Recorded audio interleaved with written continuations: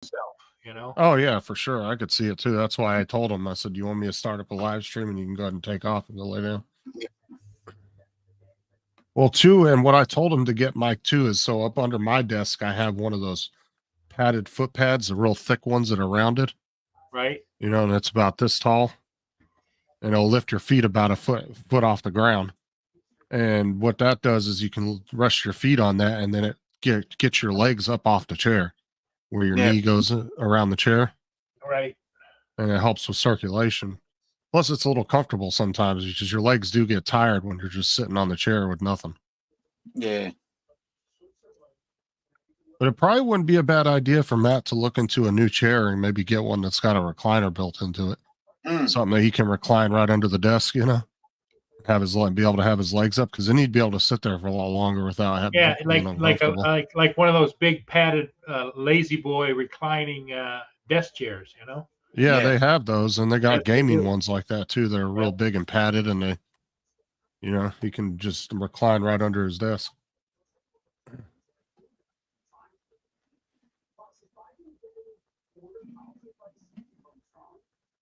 AZ Drone Dude and Night Train, how you doing?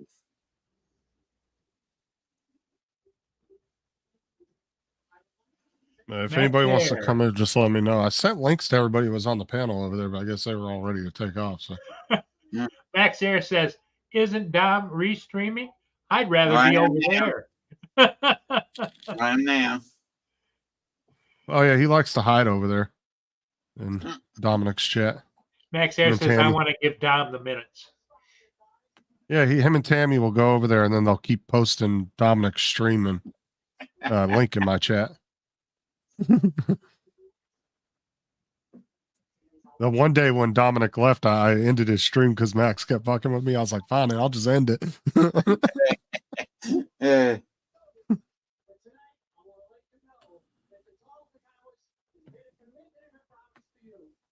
Oh. Yeah, Night Train says he used his regular lazy boy for a desk chair for a while. Any way to get your legs up, you know. Well, it's more comfortable sitting in that position as well. Right.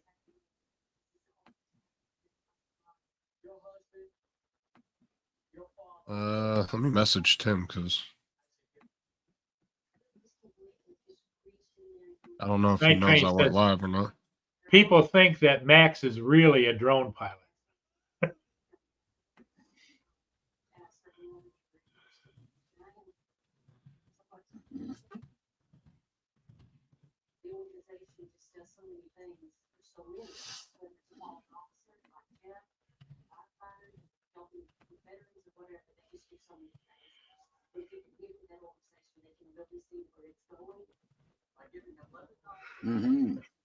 Oh my. Yeah, it's a bit like that. I know.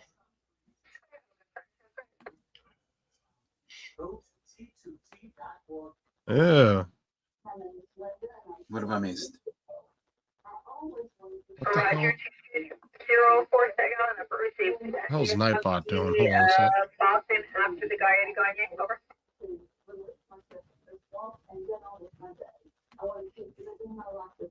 Right, 2300 received.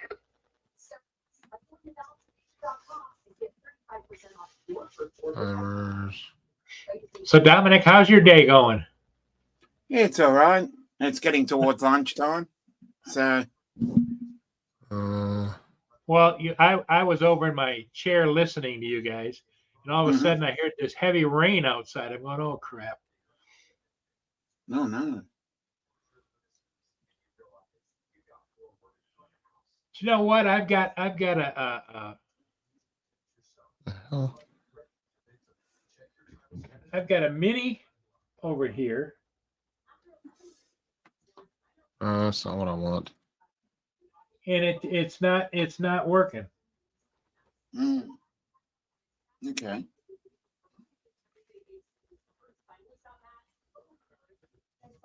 Interesting. Oh, why the hell is that in there?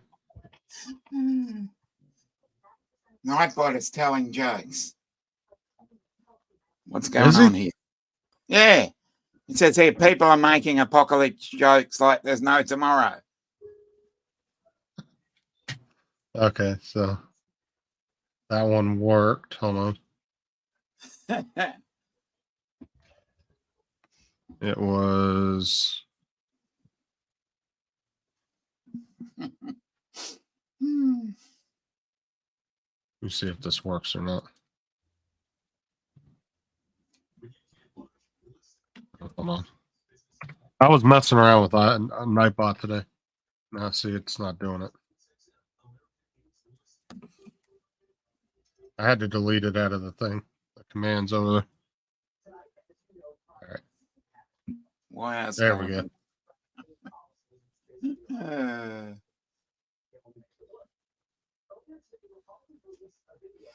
Oh, shit. Let me go back up here. Damn it.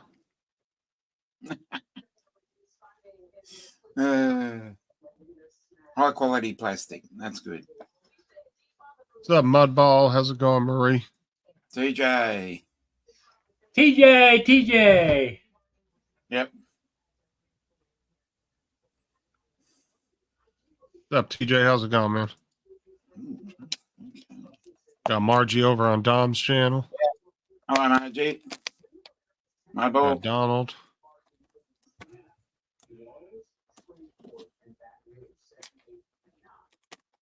Now, when you guys are each streaming, do I see the comments on his stream and your stream, or just your stream? No, you can see him in the StreamYard chat. Yeah, if you're in the StreamYard chat, you can see all the comments. That'll be everybody's comments. Okay, that's what I was wondering. I'm not used to StreamYard. It's been changed over the years. Yeah, so over on the side where it says comments, banners, brand. Yep. You hit the comments and you'll be able to see everybody from every channel. You know, it would be nice if it would say up there just like a little, like if it had down below like a little Dom to tell you that it was on Dom's channel that the comment was. There's a little link symbol that tells you which channel it's on. Oh yeah. What's up, Bob? Which is that? No, it only shows it to the person that's streaming it.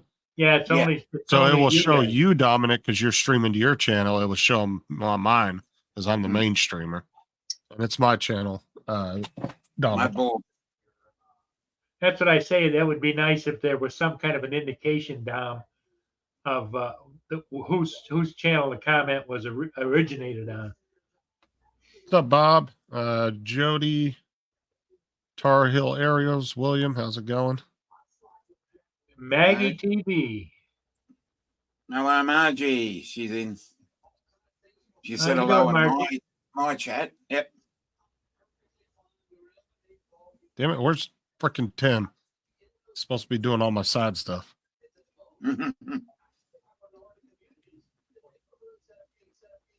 Did you piss him off while over there on Matt's channel? Oh, he said he's cooking right now. Well, hurry the hell up.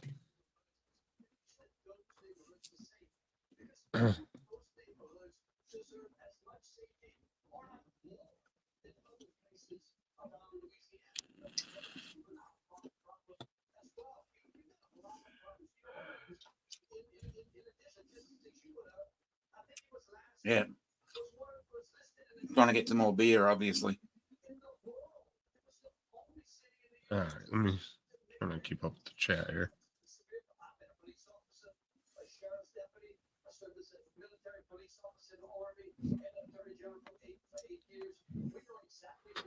All right. Now Tim's making dinner, I guess, or what, lunch? Snacks or whatever, lunch. Yeah. He's working on some nourishment. Yep.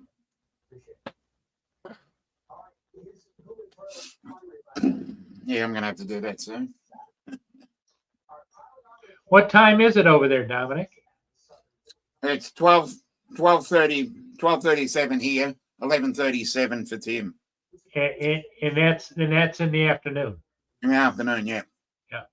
Oh, what's up, Joe? What's up? Hi, Joe. How's it going? Hey, Joe. What's up? Well, I'm sitting here and relaxing tonight. It'll be the first Friday night in a long time. Good.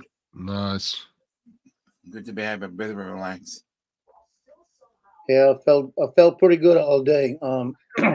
Went there and they said basically they think it might be reflux. Gave me some stuff to take. This crap right here, Protonics, 30 days thing. And I felt good all day. About an hour ago, I ate some chicken, like a grilled chicken sandwich. Yeah. And I'm starting to feel it. So Oh, okay. It's got to be reflux. Oh, you're funny, Lloyd. Well, I let's love hope the it shirt. doesn't last too long there. Well, the bottom line is I know enough to hurt myself working EMS. So the doctor told me basically today, he looked at me and said, "Did you take a nitro?" I said, "Nope." And he says, "Why?" I said, "Because if I take the nitro and I know it works, I go to the ER." And he told me, "Well, if it hurts you again next game, take the nitro and go to the ER." So I got to make up my mind. One of the parents last night, when she looked at me, she says, "You all right?" That was when I was leaving, and she's a nurse. And I told her, "Yeah," I said, "I've got 5 days before I do anything else. So let me see about getting an angiogram tomorrow, maybe." And she said, "The hell with the rest of the season. If you got to go in, go in. We don't care, you know." And I've got 30 parents that pay me to go do this. That's why I'm looking at the obligation I have. So I have to kind of work my schedule around them. Well, except when it comes to your health, Joe, you've I got to agree. be obligated to yourself. Otherwise, you won't be there. You're right. That's the kettle. Yep. What's that old saying about the kettle? The pot calling the kettle black there, Paul? Yeah. Yeah. But yeah, but I'm just wonderful, you know. Yep. But it's like Can all be accused of that. I've been through this. The last time I've had an angiogram was 5 years ago, and I was feeling real bad. It was not like this. That's why I'm saying it's not like this. And I looked at my kids and I said, "I'm calling up the doctor to find out if he's working this weekend over at the hospital." And it was his weekend. I said, "Okay." I called the nurse and I said, "Dr. Arena's working, right?" He said, "Yeah." I said, "Okay, look, I'm going in. Tell him I'm having chest pains." And he ran a battery of tests on me for 3 days, did everything he could. And then he said, "Yeah, we're going to do an angiogram." And went in and he found a couple of places where he put a couple of stents. And like I said, it's been 5 years. EKG came out exactly like it looked 2 years ago. So, Well, you know, it's a good those stints in most cases really make a difference, don't they? Oh, do they? I've got one All right, section we'll in see the you later, bottom Bob. part, the bottom section of my heart, where it's the bypass, and they have a stent that blocks off some arteries. And Dr. Arena, my last doctor, he went in there and he tried to remove that stent because he said if he can go through that, he said you don't need that there. He said he could open up the whole bottom of my heart again. He said I feel like a teenager. So I explained that to Dr. Isa, my new doctor. And he looked at the stuff and he says, "Yeah, I see what he's talking about." He said, "If and when we do go in for an angiogram, I'm going clear."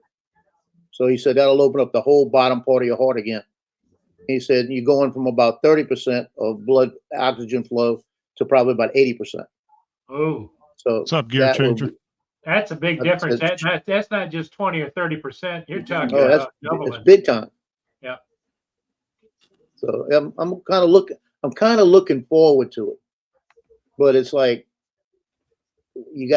I've got a schedule right now on Wednesday the 1st, and they said that if this stuff works, to let them know and we'll push it back a little. He said because they really don't want to do the angiogram unless they have to. But he said now they go through the wrist, so they go through the wrist, so you don't have the problem with the groin and everything. Right. Because the first I would be going in for the angiogram, and then the third at night is the last game of the season. And if they go through my wrist, I will be there on the third to shoot pictures. You know, I won't miss that because it may be some people's last game. You know, Right. but I could stand on the sideline, not walk around with my lens.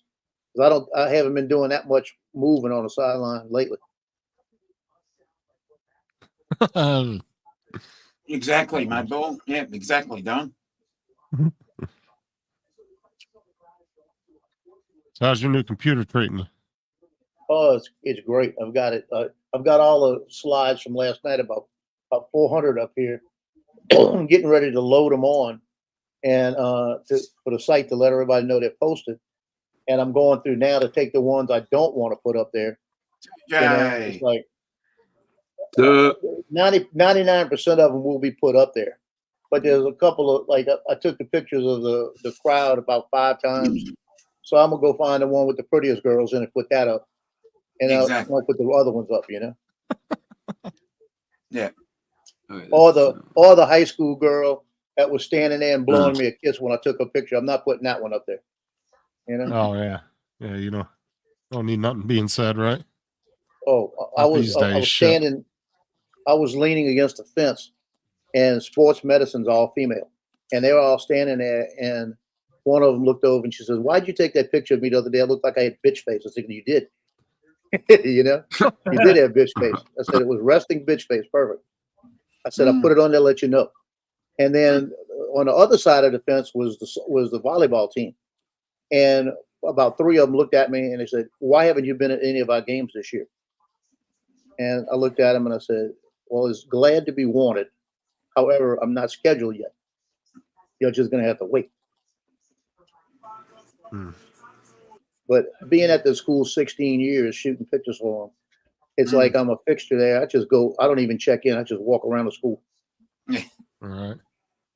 Oh, when I used to go to the schools when I was doing the gas meters, dude, I always told them, there was kids there. Nope, I want somebody with me, a janitor or a resource officer. I don't want to be walking around here by myself and some jackass student say something.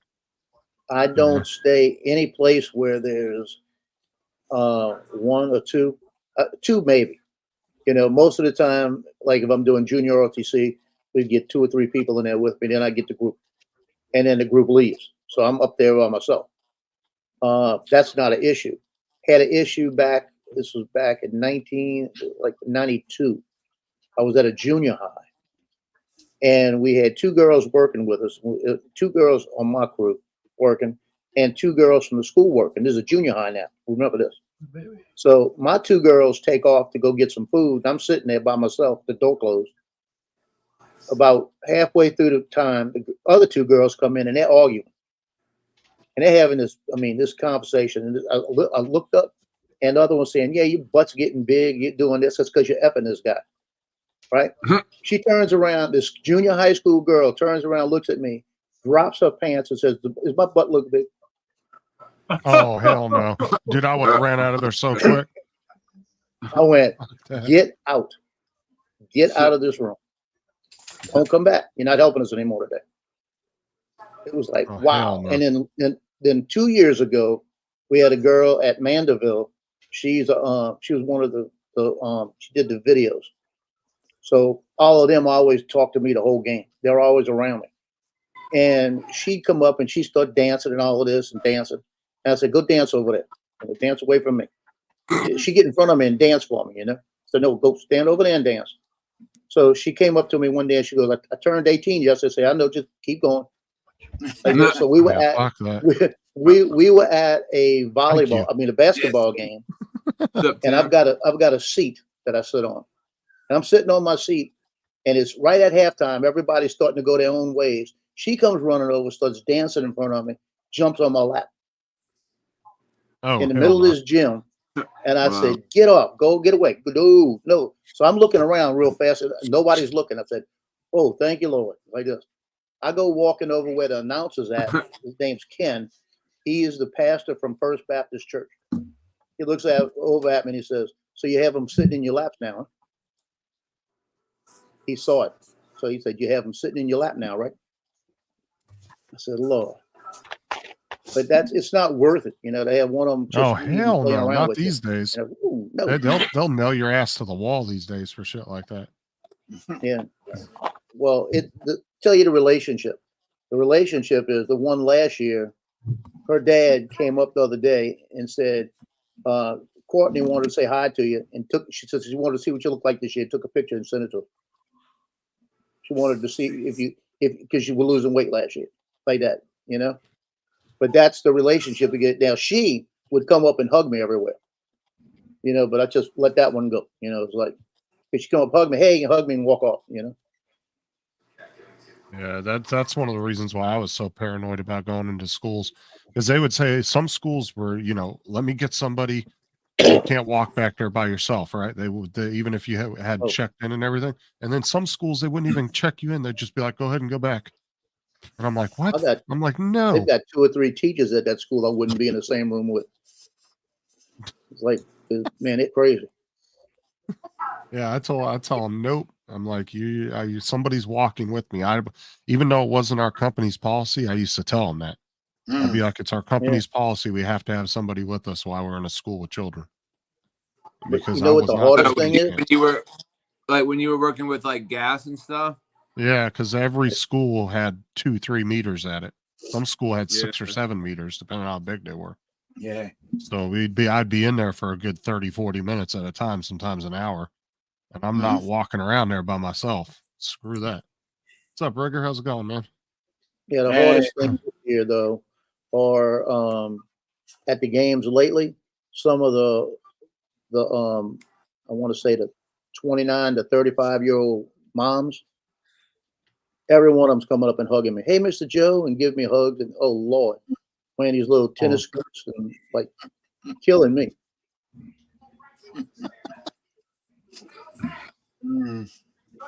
Oh, that's funny. Somebody's got to do it, though, you know. And I might as well get paid doing it. Yeah, right. Might as well.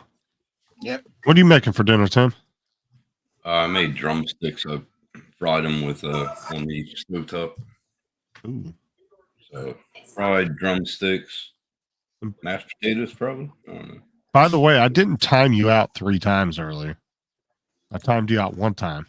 No, I got timed out. It didn't tell me who did it, but yeah, I got timed out 3 times. So I fucking love it. I only did it once, and then I went back to my account. I was just messing with you. I know. I got timed out like 3 times, so I just left it. Right when I showed up. Pizza rolls. Oh, yum. Oh, dude, I so love basic, those things. So good. Pizza rolls are amazing. I love those things. I make them from scratch. Beautiful. Oh, for real? Yeah. I make everything from scratch. Right. I love cooking. So. Nice. But I don't like to clean up. Yeah. That's the crappy part. Like you make all the food, then you got to clean up. Like, damn it. That's Tim's new cooking TV show. Jesus Christ, Mike. No, I ain't doing that shit. Yeah, that's what you could call it. Exactly what Gear Changer called it. What do you say? What do you say? Can't cook. I can cook you under the table, cunt. To be fair, what I've seen from Matt, I would eat what Tim made. You know, thank you. Burnt ribs. I mean, come on now, who burns a slab of ribs? Exactly. I'm still waiting for that hot dog. You imagine how bad? No, it's bad enough Dennis was over there, right? And he's American, but imagine if Chris Hope would have been over there. I mean, you know, Chris Hope's a hardcore Texan. You know, yeah, they're all about their barbecue down there. You know? I just like cooking things that I used to have in America, so I'm like catching recipes from here and there. So I cook them from scratch. What's up, Chris? How's it going, man? I actually did a lasagna from scratch. Did the noodles and one of those things, you know, the lasagna strips. I mean, that's like Matt trying to make jambalaya and Joe coming over there and he completely botching it. I mean, right? Yeah. Yeah, don't try that. And I did the lasagna on the grill. Put it in a foil pan. Mm-hmm. That worked. It came out pretty damn good. I've actually never had legit jambalaya. Never had. You never had a legit? Oh, you got to go to. I've never had anybody make it. I've never been anywhere where somebody's been making it or I've had it. Have you got a pressure cooker, like an Instapot? No, I don't have a pressure cooker. You don't have a slow cooker? I have a slow cooker, but not a pressure cooker. Slow cooker is not good. Well, you can. It'll just take longer, Joe. I just need to get over there where Joe's at and have him make me a pot. You got to go to Bourbon Street. I was going to make a pot tomorrow, but the doctor told me kind of watch what I eat right now. So I watched that one dude on YouTube. Chicken was for. I watched that one dude on YouTube, the real rednecky dude. That's always like doing the big boils and stuff. And man, that stuff looks good. It's not that. He's got that really back. He's got that real deep Louisiana accent. Where are you at, Steve? Where are you at, Steve? Yeah, he sounds like Johnny Droneflower. I think he's even worse than him. Come to my place. Yeah. I'll fucking I'd agree with you, Mike. waiting for you. Like this dude straight lives in the swamp. There's Chris. I'm going to tell you a secret. What's up, Chris? My sister has a restaurant, and she ate my jambalaya, and she said, "You're gonna have to give me this recipe because it's better than mine." I said, "Oh hell no!" Okay. So what I do is I get the sausage and I get the chicken and I fry it off a little. And I put olive oil in it. I take a couple of chicken bouillon cubes, throw it in, Any breaking news yet? and mix that up in there. Then I take 2 boxes of Tony Chachere's or Zatarans, the instant mix they make, with the rice and everything in it. Stop. With the rice and everything in it, and I throw it in the pressure cooker. 4.5 cups of water. 10 minutes later, it comes out just like my sister's. No, nice. Sounds good, though. Hey Joe, he's got to go to Bourbon Street. Take a flight over to Louisiana, go to Bourbon Street. I don't even go to Bourbon Street. Oh, it's beautiful during the Mardi Gras. Not anymore. Oh, really? Oh, people are getting shot down there once a week. What? Oh, I'm telling you, New Orleans you got is rich, man. so bad. Fuck that. I went about 25 years ago, and fuck, it was fun. I had a blast. Well, usually Joe makes everybody hungry on my show. He sends me pictures. Well, I'm just about to put some lunch together. So, well, Joe, that's a question. On Bourbon Street across the river, my buddy lives there. He said he's the only one that does neon lights. He does the glass blowing. What's up, Curtis? It's possible. There's a place called the Glass Factory that does it. His name's Neil. He says he does it privately, like whenever anybody asks. He said he did some of the neon lights on Bourbon Street. They paid him pretty good too. It's a few people that do all of that. Neil's been doing it for 30 years now, I think. Yeah, New Orleans has gotten so bad in the last couple of years that I usually do Mardi Gras, where I'm out like at least 5 days in New Orleans, all day shooting different parades. And the last 2 years I've gone Mardi Gras day only, just a 1 day, and at Gallia Hall where everybody's at, with all the police. I just won't go. All right, Curtis, enjoy. And Lloyd wanted to know what part of Louisiana. I didn't know it got that bad, Joe. Fuck. What part? Yeah, Joe. Lloyd wanted to know what part you live in. Oh, I live in Mandeville. It's 34 miles north of New Orleans. Yeah, Johnny lives at Hammond, which is 17 miles from me. Yeah, because you guys meet up a lot. Mm-hmm. And we were supposed to meet up Thursday, and he never called. Called him today, and I said, "What happened?" He had forgot. Hammond sounds familiar. Sounds verbally familiar. I don't know if I've been there or not. And Hammond's on the way to Baton Rouge on I-12. It's you got Mandeville, you got Slidell, you got Madisonville, then you have Hammond. Madisonville. Yep. Yeah. That rings a bell. Gear Changer. We're actually on my channel. I was just covering for Matt because he had a blood clot in his leg. And he was a little sore, so we started up a live stream to take over for him. Hey, you fucker. So how's that about it, TJ? Oh, dude, that thing is awesome. I went and flew it today. I put up 3 videos of, well, not in all like one day, but I put up 2 like yesterday it was, and then I put one up today. So I'm really liking it. Like the motion controller is not too bad, but you know, to be honest, I prefer like the sticks over the motion controller. Really, to be honest. Have you gotten a controller yet?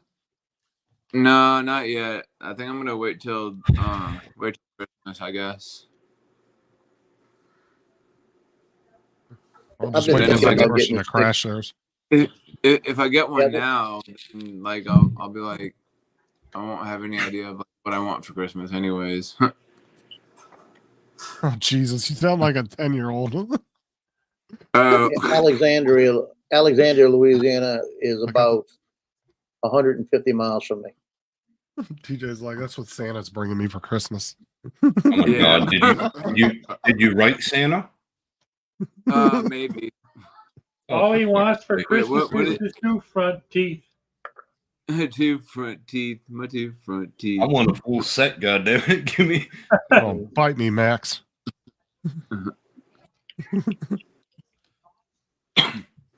I actually don't ever ask for thumbs up. I don't ever think about it.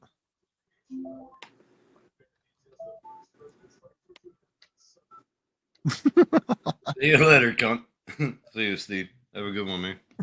I heard he was going to the doctors too. Hope you feel okay. Yeah, he doesn't have any more, unfortunately, though. Oh, he's offering it to you. Are you offering it to him for $100? You asking TJ if he wants to buy it? I think that's what he just said. Yeah. I have one for Dominic Matt. dropped out. $100. Does he have? Does he have Yeah, two or just? Does he have two? Dude, of you them? ain't gonna get a better deal than that, dude. Because they used like the best deal I found you on eBay was about 140. That's a pretty Hey, damn Chris, good how you deal. doing? How you doing, buddy? Oh, bite my ass, Chris. I might hit you up on Messenger, Brett, and give you a shout out, talk to you for a little bit. I got a question for you, Teej. Hmm. Yeah. Did you ever get your drone back? Not yet. No. Yeah, I don't think so. Never mind. Oh, it was Dizzy Dean's. You said. Oh, there you go, TJ. I said, yeah, you ain't gonna find a better deal than that. You might, if you Not can, for jump on $100. it. Not for If you $100. can. Yeah. Make sure you got the $100 to pay for it. Well, that's Not what I'm take- saying. If you can afford it, then I would jump on that because that's a good Yeah, deal. don't take from Peter to pay Paul. That's what I'm saying. So pretty much don't steal it out of your wife's purse. Right. Yeah. It's like, I'll take that. Thank you, Peter. Thank you very much. It's like, where's my gas money for the week? What the hell? Where's the mortgage Sorry, you're payment? walking. It's Monday. Oh, that's always fun. Had that done. Hey, Gear Changers, your keyboard stuck on caps? What's going on there? He's an old man, so you got to give him that. Ooh, okay. Ooh. Wait for that reply. Yep. I'll wait. Nah. Yeah, because I'd asked Maxer if he had a couple controllers. He did have one, but I think he had ended up like getting rid of one or whatever, or sold one or whatever. Who? He goes through a lot of drones. Who? Max had a couple controllers, or he had one, but I think he sold it. Oh, okay. Yeah. No, he said it was Dizzy Dean's, not Max's. Or unless Dizzy Dean's name is Max too. I don't even know who that is, to be honest with you. Yeah, I think I know who. I think I might know who Brett's talking about. I don't know. Hey Joe, thanks for sending me them pictures. You made me really hungry a couple times. Thank you. If I go back in my messenger from him, it's like 90% is nothing but food. Oh, Well, I actually haven't cooked much the last couple of days. Maybe about the last week. really? I haven't cooked that much. I've been eating because I've been every day. I had a game or something, so I might eat a breakfast, but then I'd take off and I'd stop at Wendy's or McDonald's or something like that. Mm-hmm. And that's another thing. Like I said, I've been getting indigestion after that. So it's like I'd come home and I'd want to eat something, and I'd say, "Well, cereal, eat some cereal. See what that does." Fucking Steve. Yeah, this morning I woke up and I had a little hangover, so I made a breakfast burrito, like scrambled eggs, peppers. And, it was beautiful. It's just I love cooking. I don't like to prep, and I don't like cleanup. So, but I love to cook. So when you cook for yourself, Tim, do you just leave the dishes or whatever and hoping that somebody will come along and clean up after you or something? I do them right after. That's cleanup. That's what I'm saying. Cleanup, bro. Fucking Like TJ. cleanup. I don't like cleanup. That's what my 2 son weeks does. later, Tim's like, yeah, like 2 weeks later, Tim's like, somebody will get to that.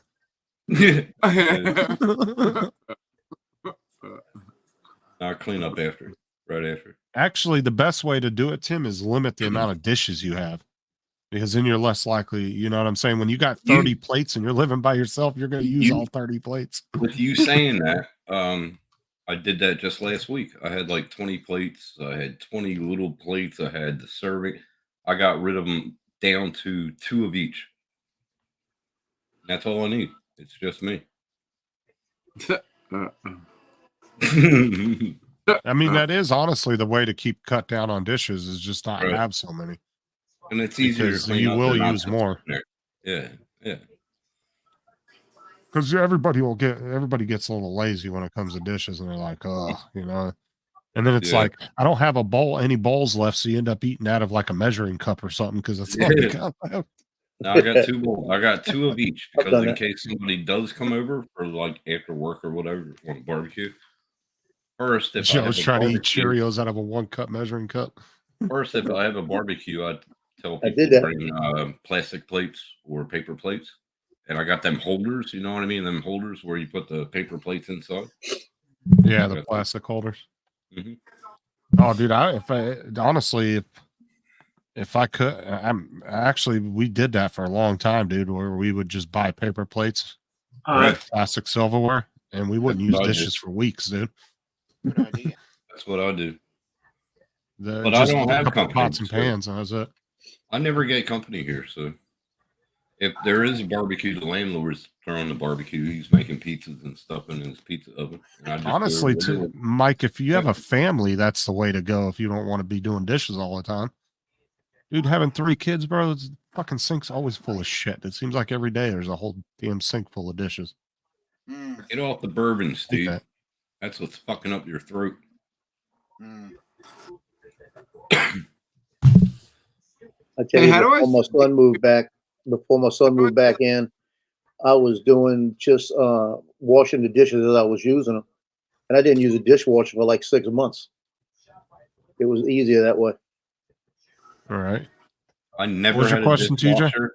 I never had a dish. How do I see like everybody else's chat, like Chris's and that other guy that keeps coming up? Because all I see is like You Don. only use the StreamYard chat, not YouTube. Yeah, read the StreamYard chat. You You can got see chat. you got to tap StreamYard Are you on your phone comments. or Well, your I'm using my laptop? phone, and then No, I'm if you're using my. using your phone, you won't be able to see the chat. TJ, Well, no, don't Well, you worry will, about but it. it goes over top of everybody and it looks stupid. TJ, don't worry about it because I'll highlight every comment. Why are you on StreamYard on your phone and not on your computer? So, because like I can't get StreamYard on my laptop for some reason. So like I use my phone to get on the panels and stuff. It's because you don't download StreamYard on your computer. You go to StreamYard.com. StreamYard. That's what we all do. There is Yeah. no StreamYard app, dude. No. Okay, What cat? so What cat? what I do I is don't have a cat. because it's hard for me to get. I did it before on my laptop, and I don't know, like I was having a hard time or whatever. So like, I'll just use my phone for StreamYard, and then use my my laptop so I could see the chats and stuff. And then when I'm on your show, Paul, like I'll use my laptop and then use my phone so I could see the chats for your show. Why don't you just get a PC with 2 monitors? Get what? It's easier said than done. Get a PC with 2 monitors, but you're spending all your money on drones. Save up for a good PC and 2 monitors. There you go. Yeah, I need to get yourself a studio set up, TJ. Yeah. Tim's bragging about not having any. My kitchen table all the time. These people don't know how alone I am. They think I got people around all the fucking time, I guess. I like being alone.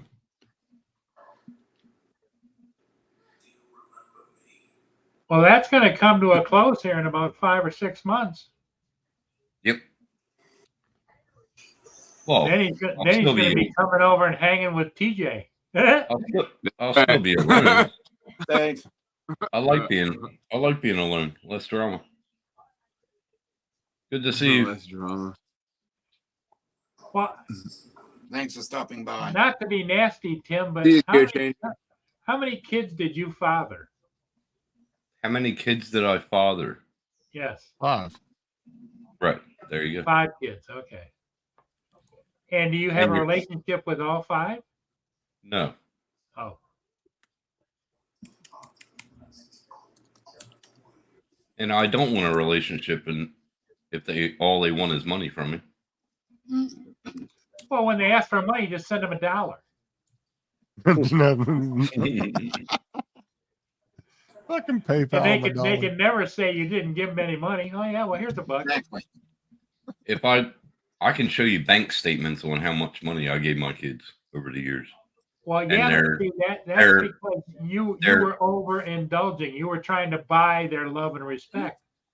No, that's wrong, Paul. If they ask you for money, you just send them just a little snippet. Wait a minute. No, that's wrong, Paul. I gave them money for their birthdays or Christmas or holiday or something, and I bought them things. I never tried to buy my kids love, ever. No, you just did it because you were their dad. Right. I'm a daddy, not a father. Never tried to buy their love. Yeah, but I'm not that kind of person. In essence, in today's world, anybody that gives them anything, whether it's their mother, their father, their dad, their sister, their brother, whatever, it's all because of them, not because you wanted to do it. They wanted you to do it. Well, one daughter said that I was a day late on her phone payment. She told me to get fucked and have a great lonely life. That's what I mean. So I never talked to her again. Well, that's not Tim's fault, though. It's not my fault. No, it's not. It's not your fault. What I'm saying is kids today. You've got several different types of kids out in the world. You got the ones that are the takers and the ones that are givers. I'm sorry, I'll take that back. I do have a relationship with Nicholas. He contacts me out of the blue, like once a month. He says, "Hey, Dad, how you doing?" "Oh, pretty good, son. How you doing?" "Oh, I got this grade in college." I'm like, "Fucking beautiful." And then we have a talk, and yeah, I do have a relationship with Nicholas. That's good. That's good. Well, the give and taking thing. He doesn't. The give and taking thing goes with relationships as well.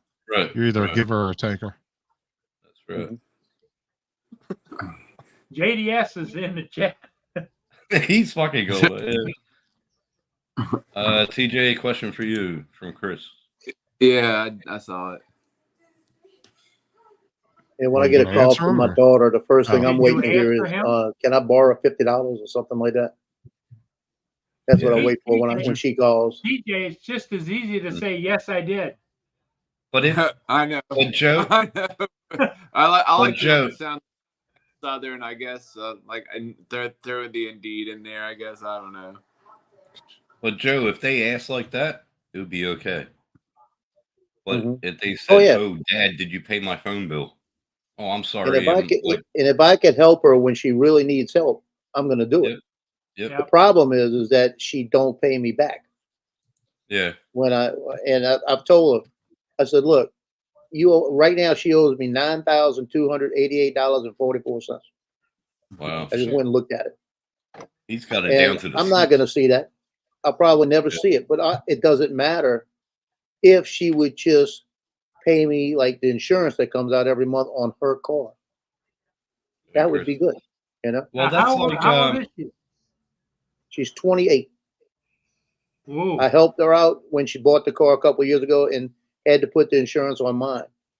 So she started paying me right off the bat, but then she didn't. She stopped. Now she's a nurse, so she's making better money.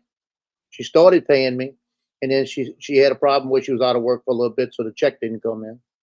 Then the mom got hurt, so she stayed home, and then she wound up quitting the job. She started another nursing job, making more money. And I told her, I said, when you get back on your feet, start paying that insurance. That's all I want. Right. It won't hurt you to pay me $100 a payday. to cover your insurance. That's like my son on here, this community, the drone community, helped my son out. And not once did I get a thank you for doing it for him, or nobody got a thank you in the drone community from him. Not one. Yeah, I remember that. Yep. Yeah, because you guys raised like what? How much was it? It was like a few $1,000s, wasn't it? No. Well, it was about 1,200, and he got about $1,000, I think. Oh yeah, Because of the conversion Yeah. rate. Conversion. Which what I told him. But what I told him, I said, just give me your PayPal and I'll put that link in there so you get the straight money without, reversing. And he didn't give me that. And when he got the money, he didn't contact me for 2 weeks. He didn't say thank you. He didn't say nothing. And then I saw posts on his Facebook saying, we did this all on our own. I'm like, really? Everybody helped. I felt like a dick. Everybody in the drone community helped my son. And he didn't even say, yeah, but you ain't got to feel bad for it. It wasn't you that did it. Yeah, but it's fucked.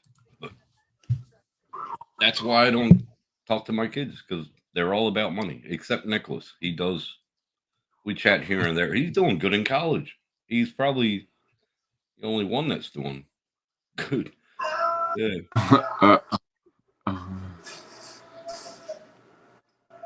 Well, that was underwhelming, TJ. There you go, Joe. Said what? 28 years So that was old. underwhelming. Yeah. Yeah, 1995 was a bad. Yeah. Yeah, AZ's in the same boat as you are. As Joe is, yeah. He's not getting any of the money back. No. Oh, his son's the same age. Yep. I thought his son was a little older than that. I had one son that was born in 95. He's doing all right. Well, the good news is she's the only one that owes me a lot of money. A police officer's son owes me about $1,100, and he's now getting his state pay, so he's going to start paying me $300 that a month to pay it off. That's cool. going to get that out the way. And my other son, that when he went in the Marine Corps, he looked at me and says, I don't know if I have enough money. And I said, what do you need? And I said, let me give you $2,000 right now. So I handed him that. And as soon as he started getting paid, he paid everything back. I mean, real quick. That's nice. That's nice. And he calls me. You're talking about, that's my son, Nicholas. He calls me every day, at least once or twice a day. He's married in North Carolina. He'll call me on the way home he'll call me at lunch. He'll call me on the way home. He called me this morning and said, okay, how you feeling? And I said, I'm going to the doctor. So that's like Nicholas got a hold of me about 2 weeks ago, and I was at work, so I couldn't answer him. But he said, "How you doing, Dad? I'm doing this, and I'm like, "Holy shit! What's up, Corey?" It's good to talk to him. I'm hanging in there. Well, he tells me all the Marine Corps stories, and this last week he's been getting his brown belt in martial arts. Shit, is he? Nice. Right. It was getting trained. I was a Marine Corps combat instructor, hand-to-hand combat instructor, David. and I used to mess with him every time he tried to do something. I just stop him. So he told me this week. He said, I just want to tell you, I don't know how you went through it. He said, because I feel so beat up in these last 3 days, just fighting these little people here. He said, you used to do it every day like that. And I said, well, for 6 months of school, I was beat up every day. I said, I felt like I couldn't walk half the time. Yeah. Because we were trained, and when we walked into training, we had 80 people, and they said about 10% will make instructors. Yeah. And it was actually 12 of us that graduated. And when we looked up the people that came in, the smallest guy might have been 6'4", and they were all Israeli commandos that trained us. Oh, cool. And we got beat every day. I mean, we get knocked down. And one day, it was like, if you ever seen the movie The Last Samurai, it was one day we had a draw. And when I had a draw with a guy, I knew I was doing it right. And then I started winning.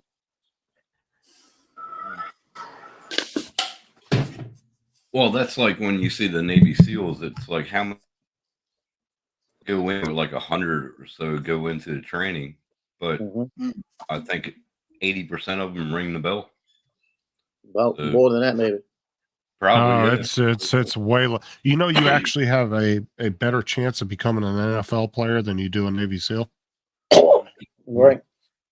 Yeah, your chances of becoming a Navy SEAL are actually less. And that's what's cool is like Don Shipley. Everybody know, you guys all know who Don Shipley is, a famous SEAL that outs people that do the stolen valor.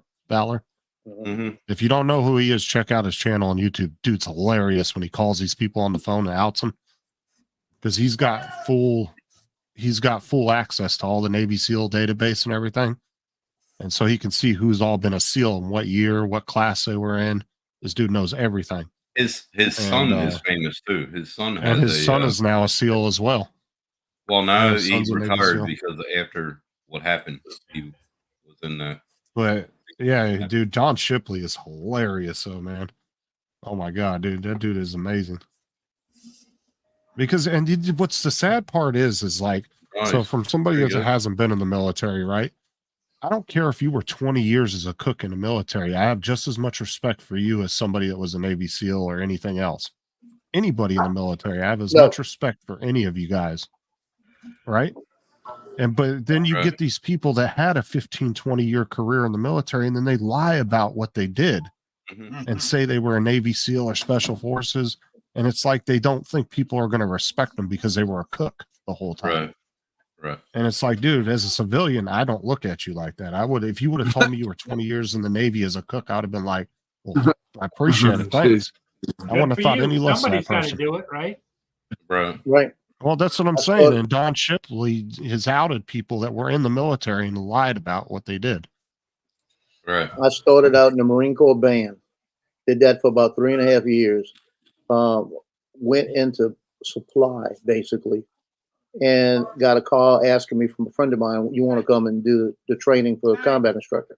I went there, did that for about 2.5 years. And then I went from there right back into supply, but in the purchasing side. So I was doing government purchasing. And that's what I did until I got out. I stayed in purchasing. And it's the same thing. It's still the Marine Corps. You still have to go through all the extra training. Still have to go to a rifle range. You still have to do everything. Well, that's like my brother. He retired a full-blown colonel.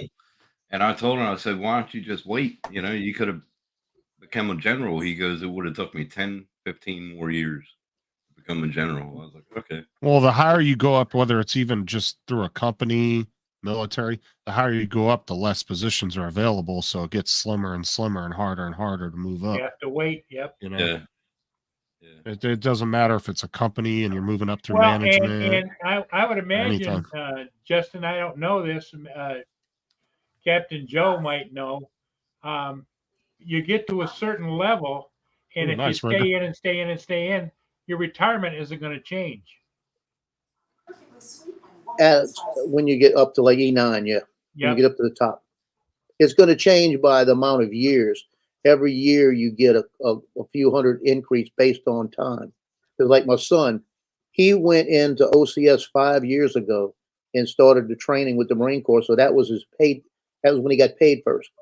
He got commissioned a little over a year ago, almost 2 years ago. Yeah, it was 2 years ago. So when he got commissioned, he already had 3 years in pay grade. So he got paid more than the person that just got commissioned when he went active duty. Because he told me, I think I'm getting paid wrong. And I said, what are you getting paid? And I said, what's your pay grade say? And he says, it says 4. And I said, yeah, you got 4 years in grade. Because he gets, he's got right now, he's his first lieutenant. He's an O2 with 5 years pay grade. And if you're O2 with 3 years pay grade, he's probably making 800 more a month. Right, Chuck. And it's based on the time you're in. So he just, his pay raise he just got gave him a $1,200 a month raise. Okay. You know, even from somebody that has never been in the military, I'd have to agree with Rigger on that. You know, you get somebody that's going like from enlisted and then going into officer, if that's what he was meaning, because they have more experience with the bottom guys and they've worked their way up to that versus just going straight into, you know, West Point type thing. I think it gives them a better perspective. I had the son. Go ahead. Chuck will see you. I think Chuck is signing off. Good night, Chuck. You know, when I was Go ahead, Joe. stationed at Sorry to Parris interrupt. Island, that's all right. When Go I was ahead. stationed at Parris Island, the second lieutenant, boot lieutenant, he was in. I was a staff NCO. He was a lieutenant, and it was the son of the commandant of the Marine Corps. And this guy was ridiculous. I mean, he gave me all kind of crap. Just went around me all the time. I had troops would go to him and say, "Could I get off?" And then I'd be looking for him. Where are they? And he wouldn't tell me. And it got to the point where I went up to him. I said, "Look, I work for you. They work for me. We need to get on the same page." And he kind of laughed about it. And he was getting ready to get married, and his dad was coming in. And I said, "I'm just telling you, we got to be on the same page. I'm gonna talk to your dad about you." And he started laughing. Now, he didn't know that when I was stationed here in New Orleans, I was a driver at 8th District also. I drove his dad around when he came in. So his dad knew me. When his dad walked into the building, we called it to attention. He said, "Oh, as you were." He looked over at me and said, "Oh, hey, Joseph, how you doing?" You should have seen his son's face. His son just kind of slumped in the chair. And I said, "Sir," I said, "when you get a chance, I got to talk to you about something." Just like that. He said, "Let's go talk right now. Let's go catch up." I told him what was going on with the son. He told me, "Dismiss your troops. My son's going to stay back here the rest of the day." Went in there, closed the door with his son. A week later, his son was transferred out of there. All right. But it's no special treatment. When you're right, Joe. You know. But it was, you know, like I told my son, I said, "You're a lieutenant, but you better find a gunny, a staff sergeant. You better find your staff NCOs, and you better put them under your wing and get them to take you under their wing." Yep. I said, "Trust in what they say and let them run the shop. Don't you try to run it. Let them do it because they're going to protect you." And he's telling me now, he said, "Boy, you gave me the best advice."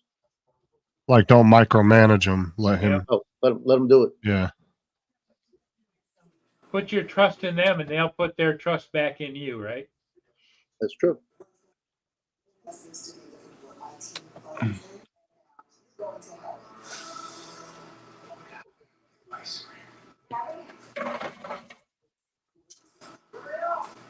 So, TJ, did you work today? No, well, shit. I did actually. I got off at 3 today. I went in at 7 a.m. this morning, and then got off at 3. Came home, changed clothes, and went and flew the Avata for a little bit. Man, I love flying that thing. It's so much fun. It's a whole like different perspective than like flying a camera drone. Well, you know, it's probably good therapeutic for you because Joe, I don't know if you know it or not, but TJ works in a in a liquor store. And, not anymore. Not anymore. I don't. What do you do now? I work at a different Walgreens. I work at a different Walgreens. This one's like much smaller, but we just have the one that I work at. We just sell alcohol. Cheers, buddy. Beer. We just have beer and wine there. That's all. Okay. But it's a smaller store, and like it's not in the ghetto like where It's the not, other one it's I not work a great big store. It's more like a good sized party store, right? Yeah, kind of. It's in a shopping center. It's in a shopping center complex kind of deal.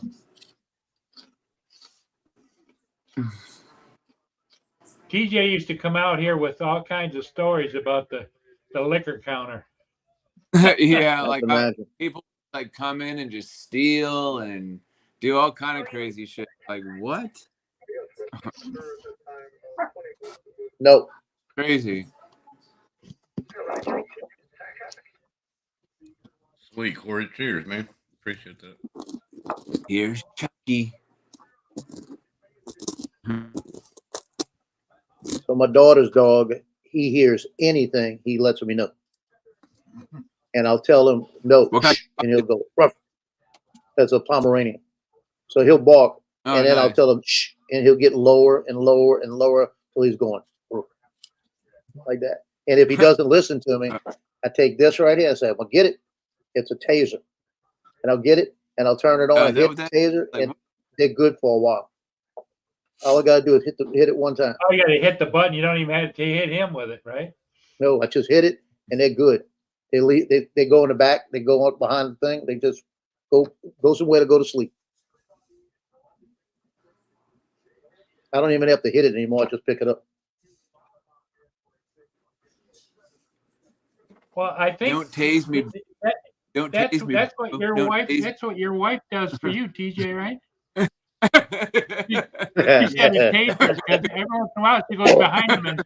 Well, let me tell you about this thing. Let me tell you about this thing. Yep. Oh, that's crazy. And it holds a charge on the taser port for about 10 seconds. I found that out. Oh, okay. Oh, wow. I reached over, went to put it Don't- away, and tased myself.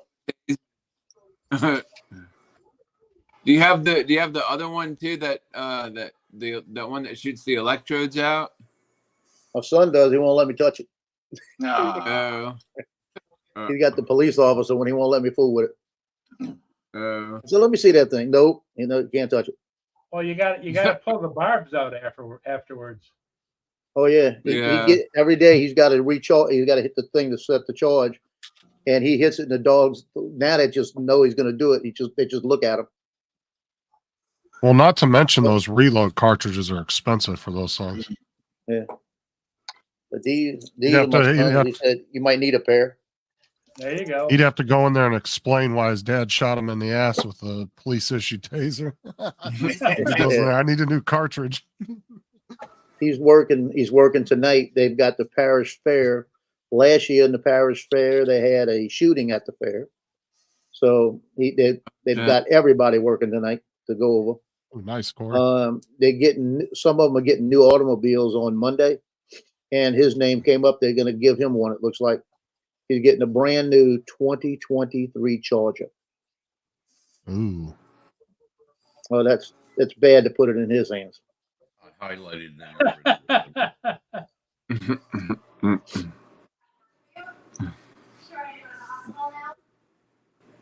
But he's doing a great job. That's the thing. You should see some of the freaking cars that the state troopers here in Florida are driving now. You know how many I've seen in Hellcats? Yeah. I mean, and they'll come screaming by you. I mean, these things are decked the hell out. I mean, they're loud. Ooh, I mean, they sound like aftermarket ones that people's, drop 10 grand in. I think that's what they're getting. They've already got two. I haven't seen them yet. Yeah, the state troopers here, I've been seeing a lot of them on the roads in my area. But it seems like every time he works, he pulls a felony arrest just by pulling somebody over. He gets probable cause, pulls them over, and he winds up finding something. He caught a guy the other day. It had meth hiding in the dash, and he went to jail. I think it's 37 felony arrests now, and he's coming up to 1 year after FTO. So he's like hitting the street. He says, "Go and get bad guys." You get better at if you're good and you pay attention, you can start learning how people are acting when you come up on them, and you'll just kind of know. What he's doing. He's got the Officer of the Year for 2 years in a row was the person that trained him. Oh, so he's got good genes he's fooling with. But the other night I told him, he said he really got scared the other night. He was sitting in the car running a report, and all of a sudden somebody starts beating on the side of his window. And he said he was coming out the car with the gun. And it was a 79-year-old guy looking for somebody to give him a ride about 20 miles away. And I told him, I said, "What I tell you about that head being on a swivel?" He said, "Yeah, I was engrossed in what I was doing." I said, "That could have been somebody shooting you."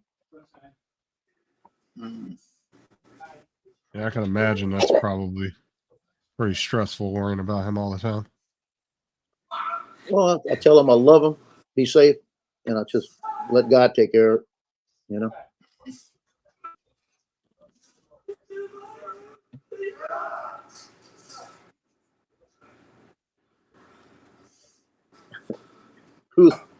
Who's TJ got in the closet?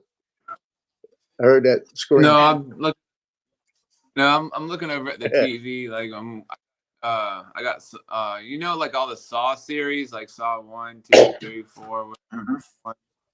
Yeah, that's what I got. I got Right. that on right now. Yeah, they got them on all the, what is it? Netflix still has them all, right? I Is it think Netflix so. or Peacock? One of them has all of them. I saw it the other day.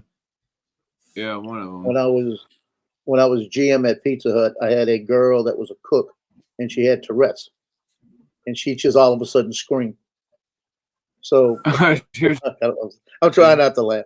I'm on the phone taking an order, and she screams, and the woman says, "What's happening?" I said, "There's nothing. We're okay." Like that. I said, "What would you like?" And she, as going through the order, she goes, "Well, I heard a girl scream." I said, "She's fine. There's nothing wrong here. You sure? You're not telling me everything. What's wrong with y'all?" Somebody screamed, and then she screamed again. Oh, And I turned around and looked back, and she says, "Somebody screaming." Hung up the phone, called the police.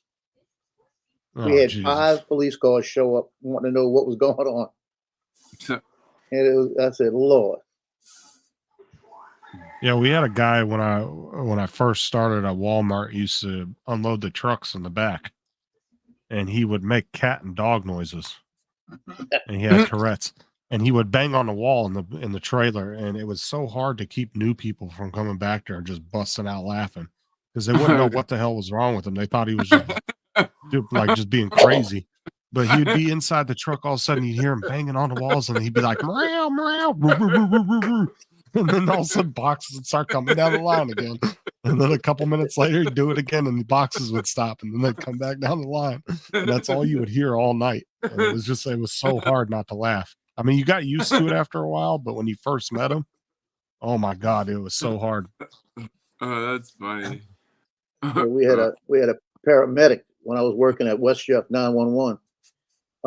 She would, when she started getting stressed, her Tourette's would kick in, and she'd come out with racial terms. Oh my God. And it did not work out well when you had somebody that was not Caucasian. Let's put it that way. When Now, she what started is it? screaming all this stuff, and it was effing I've this, al- effing this, effing this. Well, I've always been curious why certain words do they choose? Because I've seen quite a few that cuss. Why is it always cuss words? Seems like a lot of them. Maybe it's something that triggered when it happened the first time, and it just kind of short circuited, you know? Yeah, I've always wondered that because like I've seen there's a few people online that actually have YouTube channels and TikTok channels that have Tourette's, and they do videos about it. And all the ones I've seen online, they all cuss. Yep. And it's like I just wonder why they always pick cuss words. Like just kind of. Well, like they grew up with how they cuss words being a bad word, so they're that's how they get attention, I think, isn't it? Well, but like I said, but like the guy we worked with, he made cat and dog noises. So that's what I'm saying. I'm wondering what causes them to pick certain words or noises that they make. TJ, you don't have Tourette's, do you? Because I've heard him do that too. Well, Justin with the cat noise and the voice, that's called a tick. But the ones that have, that shout out or whatever, that's I don't off their eye, and that's what they do. And they'll do it until they hear another word or expression. They'll do it. There's ticks, and then there's way different, like motherfucker, out of the blue. But yeah, this dude was, like I said, it was so hard to keep new people from laughing. I'm like, and I would warn them before they go back there. I'd be like, do not start laughing. This guy's got a problem. We'd always say it was Tourette's because we just assumed that's what it was. And we would always tell him that. And he would be like I said, he'd be in the trailer. Boxes would stop on the line. All of a sudden, you'd hear him make dog and cat noises. He'd bang on the walls, and then he'd boom, back to normal, like nothing happened. And he would do that all freaking night.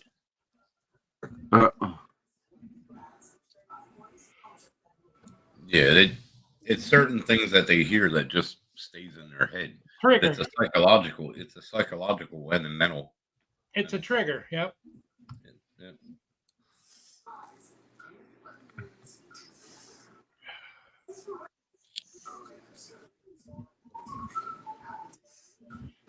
Well, gang, I think I'm gonna say good night.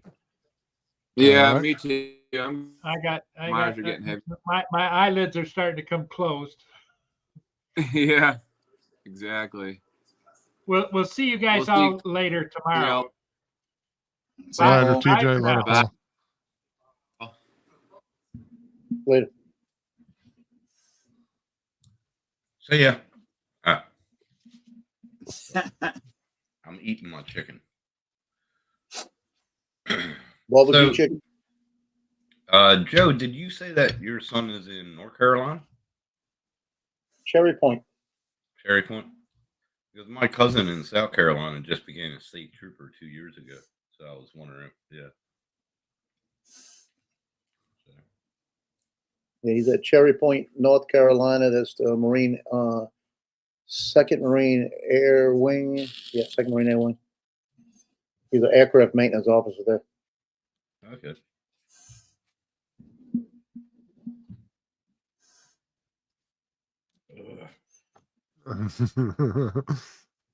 Yeah, because my cousin graduated 2 years ago and became a state trooper in South Carolina. Tim, so at the beginning of the show, I felt your pain doing the comments, so I've decided to up your pay by a nickel. Okay, thank Yeah. you. I'll get one drumstick next week.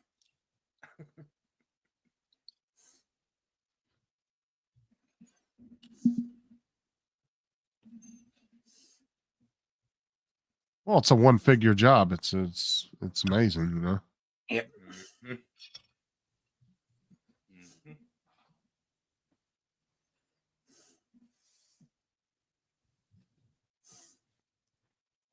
Oh, God.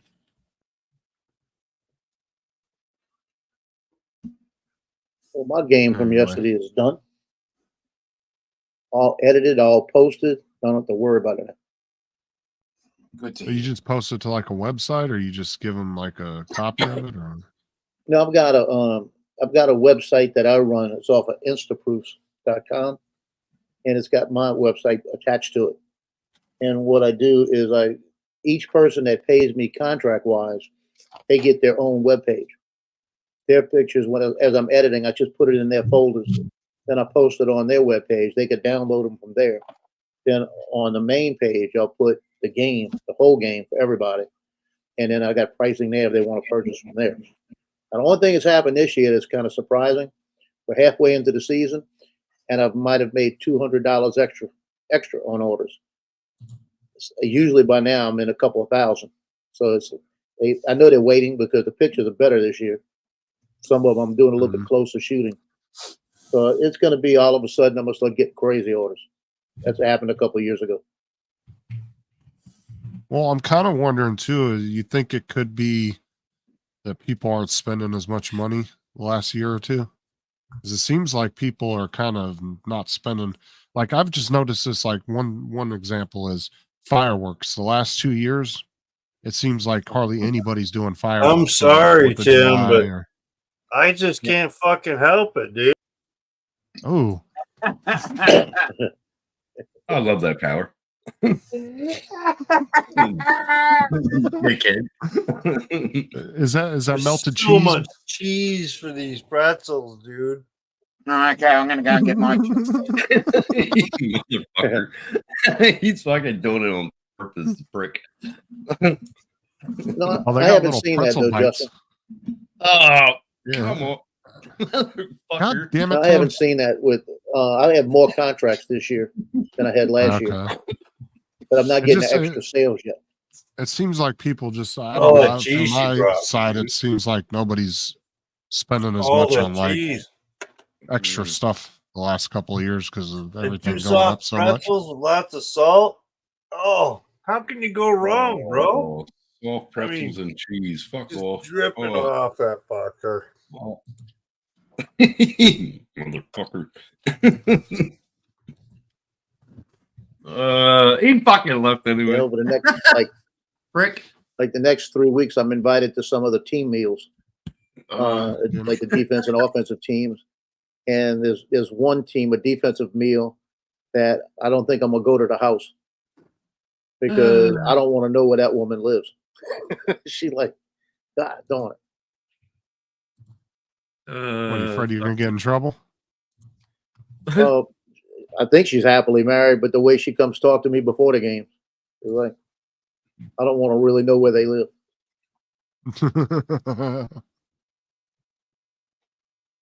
Fucking Mike, hilarious. She got red hair, and she wears a little bitty short skirts, little tennis skirts. What's up? And like, man, jeez. Tim. Oh, man. How you feeling, Joe? She's hot. Hey, Joe. Feeling better. Feeling better. Good. I ate a little while ago. Started to feel it a little bit, but it's gone away. So it's like, so it has to be the energy. I think it's more reflux, and that pill is kind of helping it a little. Have you tried lansoprazole or omeprazole? No, don't have a clue. They gave me this one. It's called Protonics. That's for reflux basically, and it works like Prilosec and all of that, where it builds up into your system. So after a while, it takes over.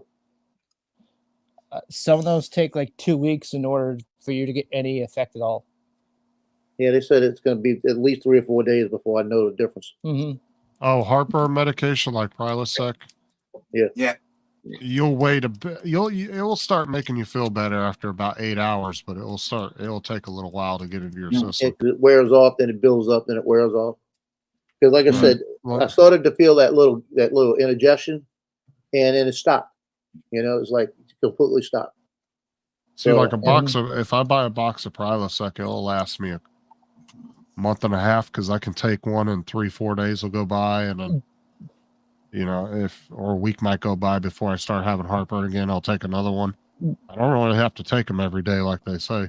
Because they say you're supposed to take them 14 days in a row and you're supposed to be good for a whole month. Yeah. Yeah, that shit don't work.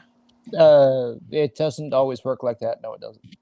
No, it's actually better. Say if you have to take them consistently, it's actually better to stretch them out. Take one about every 3 days, and a box will last you about a month, and you won't have any heartburn because one pill will last 3 or 4 days in your system before it starts wearing off. I know one of the cheaper places to get it, Sam's Club. But see, that's why I've cut back on eating hot sauce and stuff like that. I haven't been eating as much hot sauce and stuff like that because I get bad heartburn. Oh, really? No, I had a hiatus hernia operation. Haven't had heartburn since. Maybe I gotta have some kind of hot. Well, I'll go back down to mild if I have really chest problems or whatever. But like pizza, spaghetti, lasagna give me bad heartburn because of the tomato sauce. Yeah, used to. Yeah. As I said, after I had that operation, haven't had it since. Maybe Dominic's cause was the hernia. Dude, I know people that have never even had heartburn. I used to have it. Before that, I had heartburn once or twice a day. Now, I can't remember the last time. That's 7 years ago. So you were taking Tums or something, right? Yeah. Oh, dude, if you have chronic heartburn, dude, Tums are the worst thing because they'll last like you'll go through a fucking bottle of Tums in 2 days at that rate. What about Tums? Tums are like, they're good for if you need something instantly. Like if you're taking your heartburn medication, you're waiting for it to kick in, it'll get you through. But if you're having chronic heartburn like that, you might as well just go get medication from the doctor or get Prilosec or something like that. What about Mike? What do you? Pepto-Bismol is the same as Tums. Pepto is usually if you're sick. No, it's for heartburn too. Not feeling great. It's for heartburn. It's for heartburn, upset stomachs, diarrhea. It covers a whole range of stuff. Yeah, Mm-hmm. If you're too sick, it does not work. If you're too sick, it does not work. Pepto-Bismol is good. I always like to taste the Pepto-Bismol. There was this one asthma medication that sort of tasted like Pepto-Bismol, but I forget what it was called. I took it That was one of the bottles I had to take every night. I forget what the fuck it was. It was for asthma. I do know there is one for Amoxicillin. asthma that tastes like crap. Amoxicillin. Oh, I took fucking heaps of bottles. Nexium is good too. Oh, amoxicillin don't taste that bad. I don't remember the name of it. Well, I'm saying I had to take like 6 to 8 bottles every fucking night. A tablespoon or whatever every night. For my asthma. What's up, JDS? You don't take antibiotics for asthma, do you? There was one antibiotic. Yeah, there was. Yes, there was. Amoxicillin is usually for infections. No, I had the worst asthma. No, amoxicillin I didn't take every night, but this fucking they made it great, but it didn't taste like grape. Fuck. Yes. Oh, that's like, dude, that's I like agree with NyQuil, right? They have all these different flavors of NyQuil. They all taste like shit. Right. Can't do it. My parents NyQuil, used I to have to laugh take at me it. because of my parents used to laugh at me because of the faces I used to take when they gave me medication. I'm like, you mother. And then The faces I made. once a night I had to, it was a long tube and it had a ping pong ball. And I had to blow into it, and then they would take a recording every night how far it got up, like the ball got up the tube. Breath and test. That was the breath no, it test. wasn't a breath test. It was for asthma. It was for asthma. Yeah, they I do had a to do breath the same test for thing in the asthma. hospital. No, I had to do the same thing in the hospital when I had pneumonia. They made me do the little ball thing. I had to do that. That's terrible. Yeah. It's nice to be loved. I posted those pictures, and the coach's wife just asked me how I was feeling today. Oh, good. You're weird. JDS, you're weird. Is it oink, oink, oink? Oh, then every time I went to the doctor, they put me on this thing that covered my face like this, and I had to breathe in regularly. And it was like a fog or a mist or whatever. And then next to my bed, I had a what's the name that she used to put drops in it? My mom used to put drops in it every night. Humidifier. What that was called. Yeah. Back then, they called me the kid in the bubble. I wasn't allowed outside. Like that? I wasn't allowed outside at all. No, it was an older one.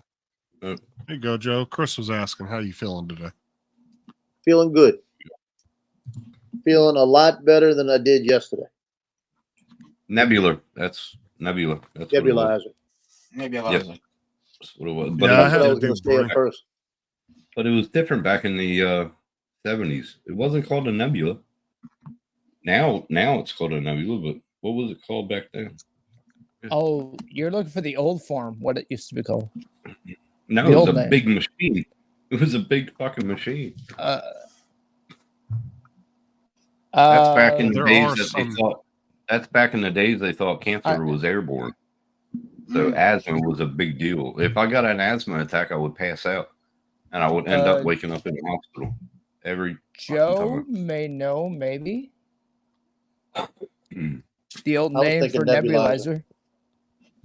What it didn't it used to be called something else before they changed it to nebulizer? It was a vaporizer. Humidifier. Yep. Hold on. I'm confused by David's statement. Oink is an ointment for hemorrhoids. JDS works for allergies too. So are you taking the tube and using it there and up your nose? I don't. Whoa, goddamn. That's what I'm confused about. Do you squirt it up your nose? You might be too young, Justin, but back in when I was younger, they had things that were called suppositories. There still is suppositories. My mom used to come into the bedroom. I just closed my fucking eyes. I was like, "No, you ain't. No, you ain't. No, you gotta get it done. No, yeah, right up the date." Yeah, I've watched Jackass when he took the beer up the ass. He took the beer, yeah. I remember that. That was a good one. Have you seen it, Dominic? Some people were doing drugs like that for a long time. Yeah, that's the easiest way to get into the blood system. Do you Right. know? Well, without do snorting you know? it, yeah.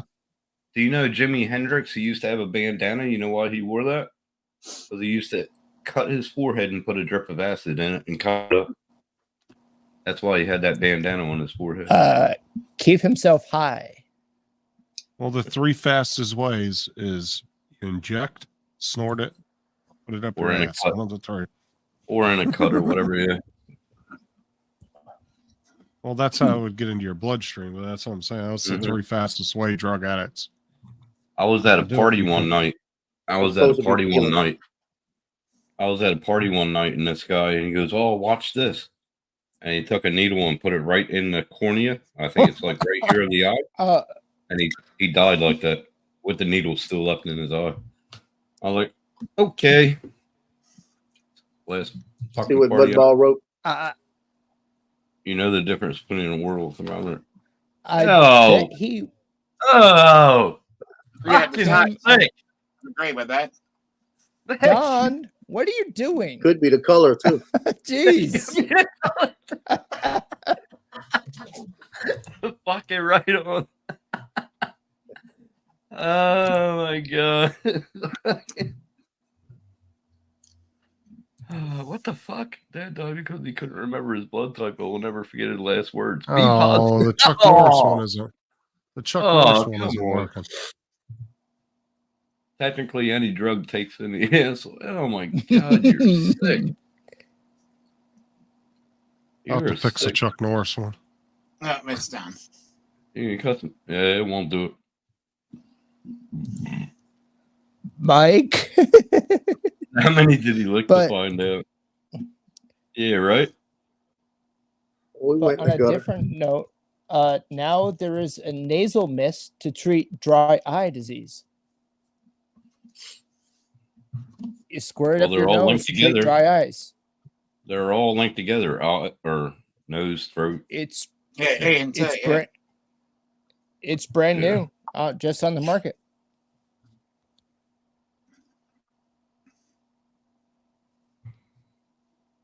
Yeah. I gotta take my dish out. Be right back. I tell you, not shooting football on Friday night, I still don't know what to do with myself.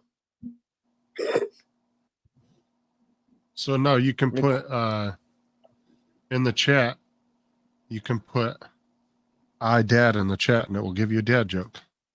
You put explanation dad, exclamation mark dad in the chat, and it will give you a dad joke. Wow. I had one to do Chuck Norris jokes, but it's not working. I'm gonna have to go in there and fix it. Was one of them about pushing the world down?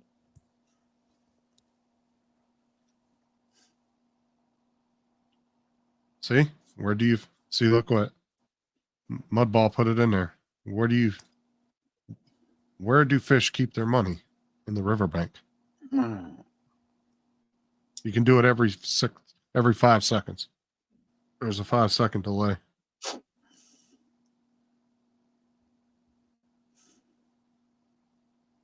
Oh, here, I What's can up, answer that. Dan?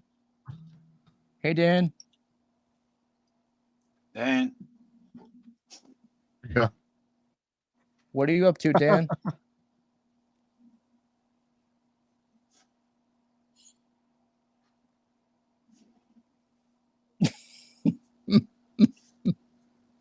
Mike.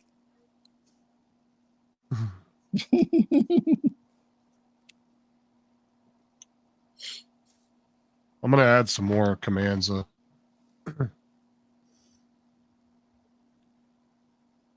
But yeah, you can do one every 5 seconds. You can do that. These nuts.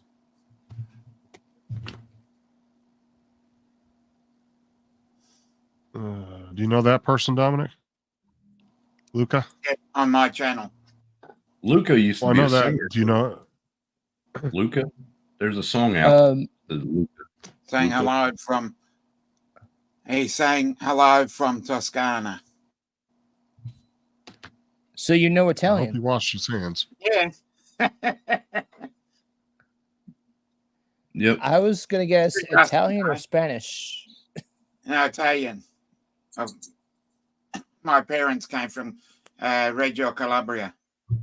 Ooh, so you're second generation, huh? You Yeah, watched I was him. born here of parents born in Italy. So yeah, Oh, so first generation. first generation. Yes, Mm. they were born in Delianova in Calabria. Oh, that's cool. So most of your family is from Italy, pretty much. Oh, he's over there trolling Dr. Quad's live stream. Good. Busy. I can't believe he hasn't blocked you or you using other accounts. Yeah, I think he's got the burner accounts out again. Probably. I was asking him questions in there and he blocked my shit. Really? Yeah, he's a dumbass. He's acting like he's a bigger channel than he is. Don, what are you doing? Oh, that's gross, Donna.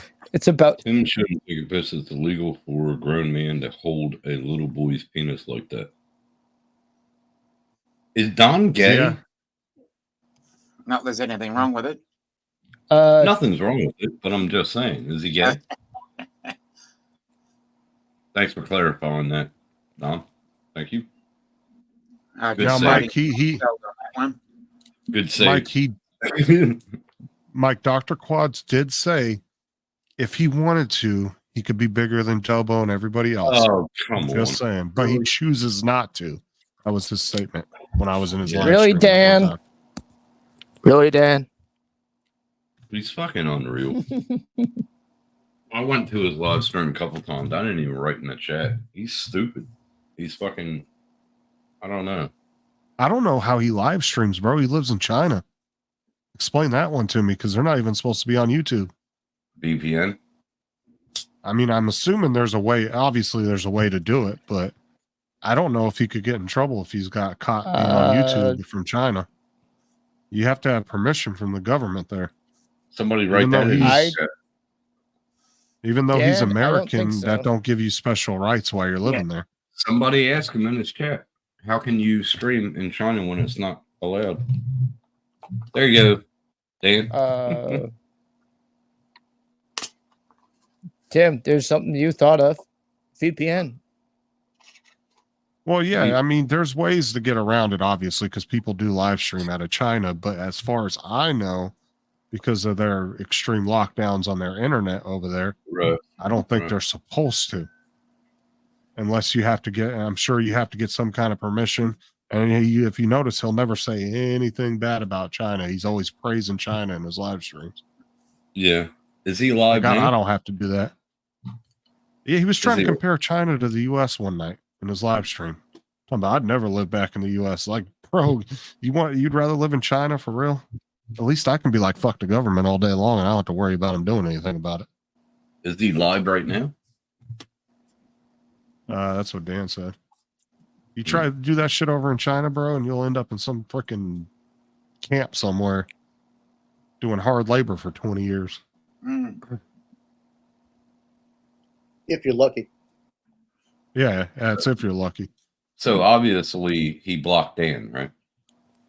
Oh, yeah. He blocked a lot of us who went over there.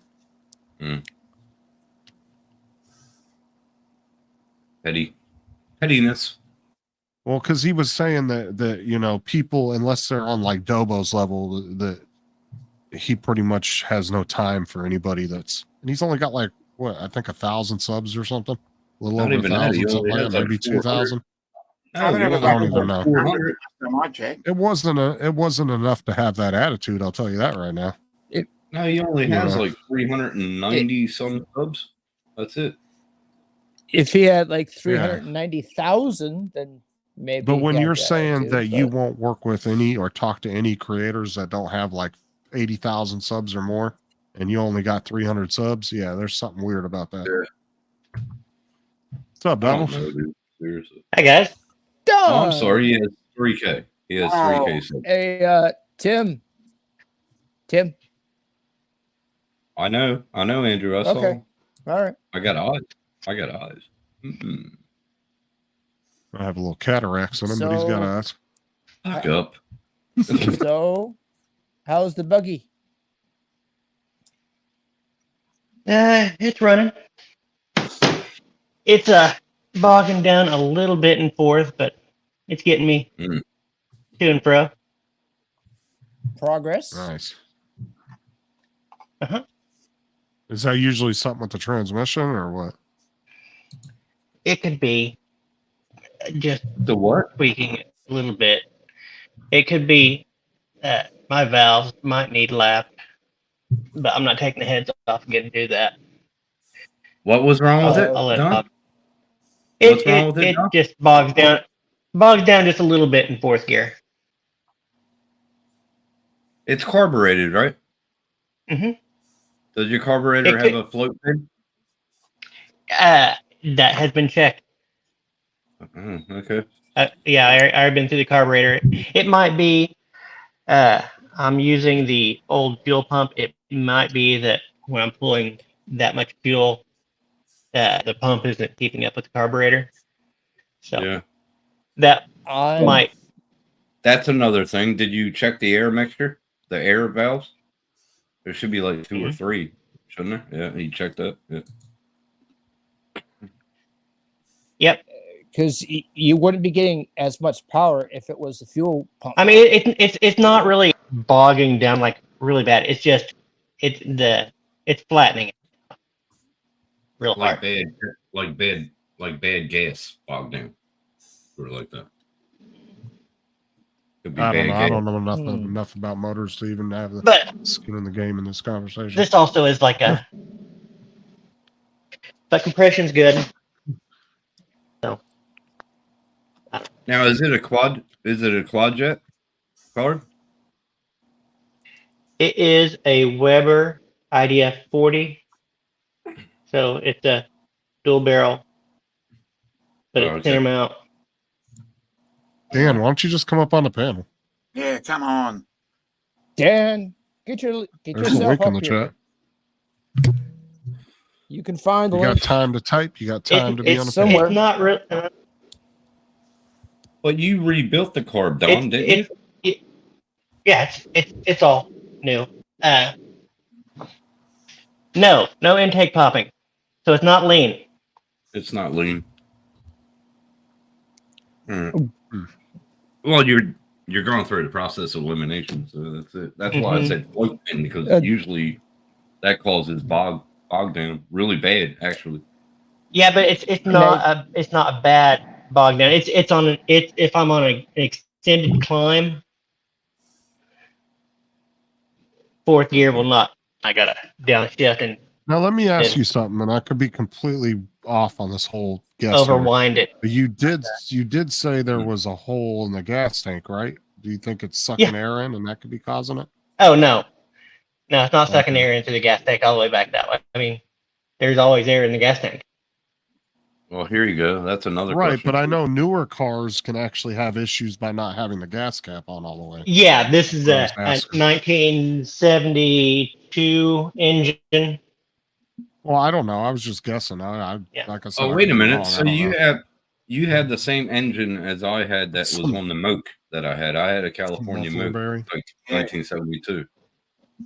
Yeah, when I bought it, it had a 69. Now it's got a 72. Okay. So that's another question.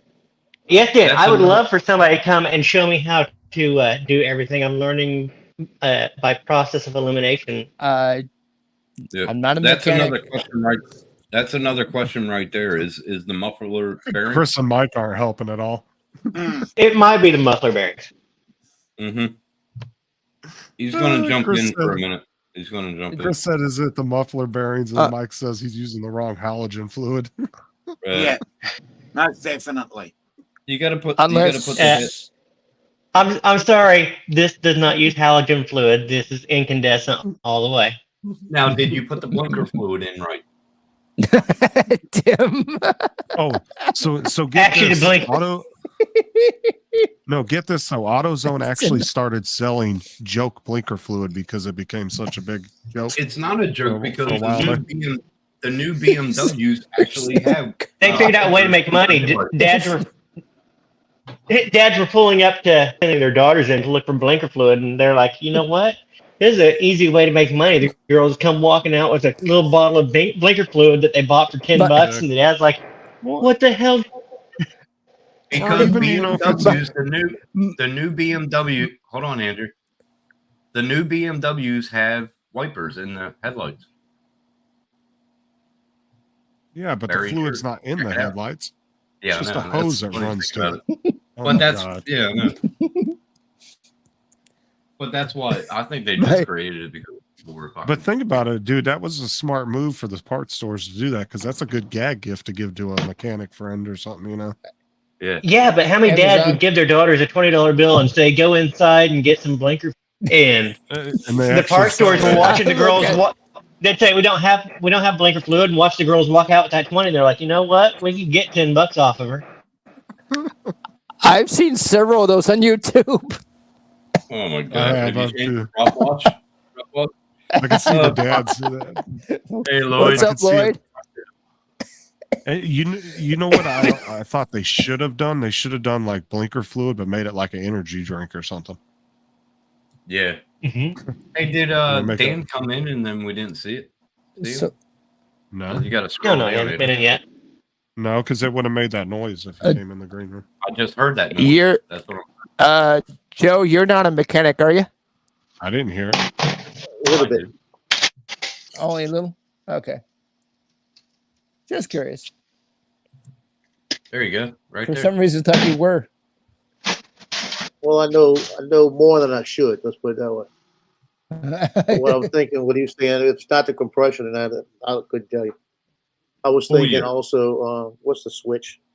There's a airflow switch that works from the gas tank to the engine that regulates the fumes. Could be that. Yeah, but Nope, that's not a in this newer. engine. That's a newer engine, Joe. This is a 72 Volkswagen Oh, never mind. Type 1. You know what it is? It's a Volkswagen. It's a glorified lawnmower. That didn't happen until like the 80s, Joe. That didn't happen Is this So until the it's a other mechanic? glorified lawnmower. Yeah, it Oh, is. Dan. It's a glorified lawnmower. Is this the pilot who flew a drone during the hurricane? So stupid. Dan?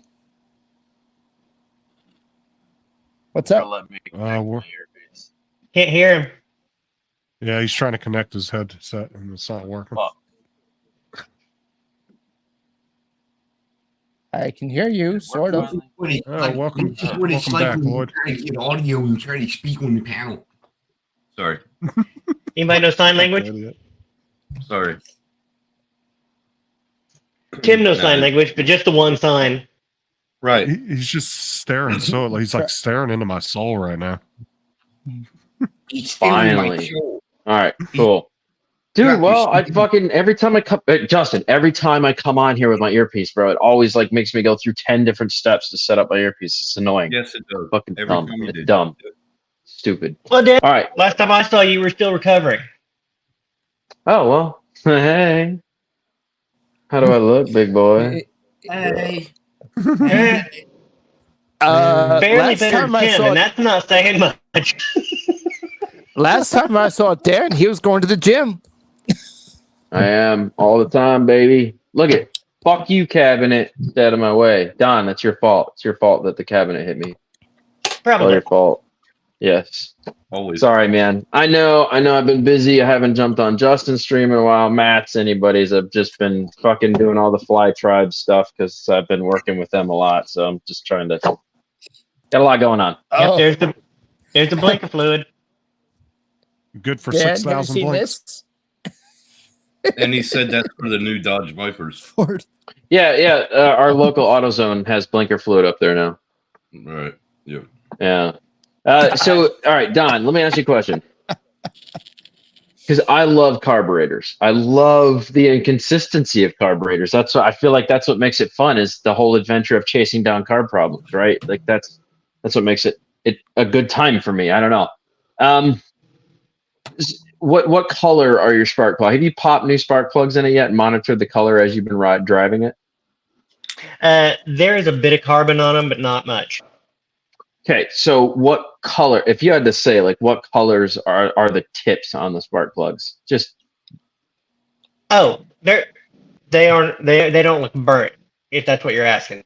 Okay, I'm not asking if they're burnt, but you're asking what types of. You're asking what type, like if I have copper or. No. Okay, a properly running spark plug, right, on a 4-stroke engine should be coffee brown colored when it comes out. Okay, that is 100% normally functioning carburetor is coffee brown. You should be able to wipe it and not get carbon off of it, but it should have a nice coffee brown tinge to the top of it. That is a properly operating running carb.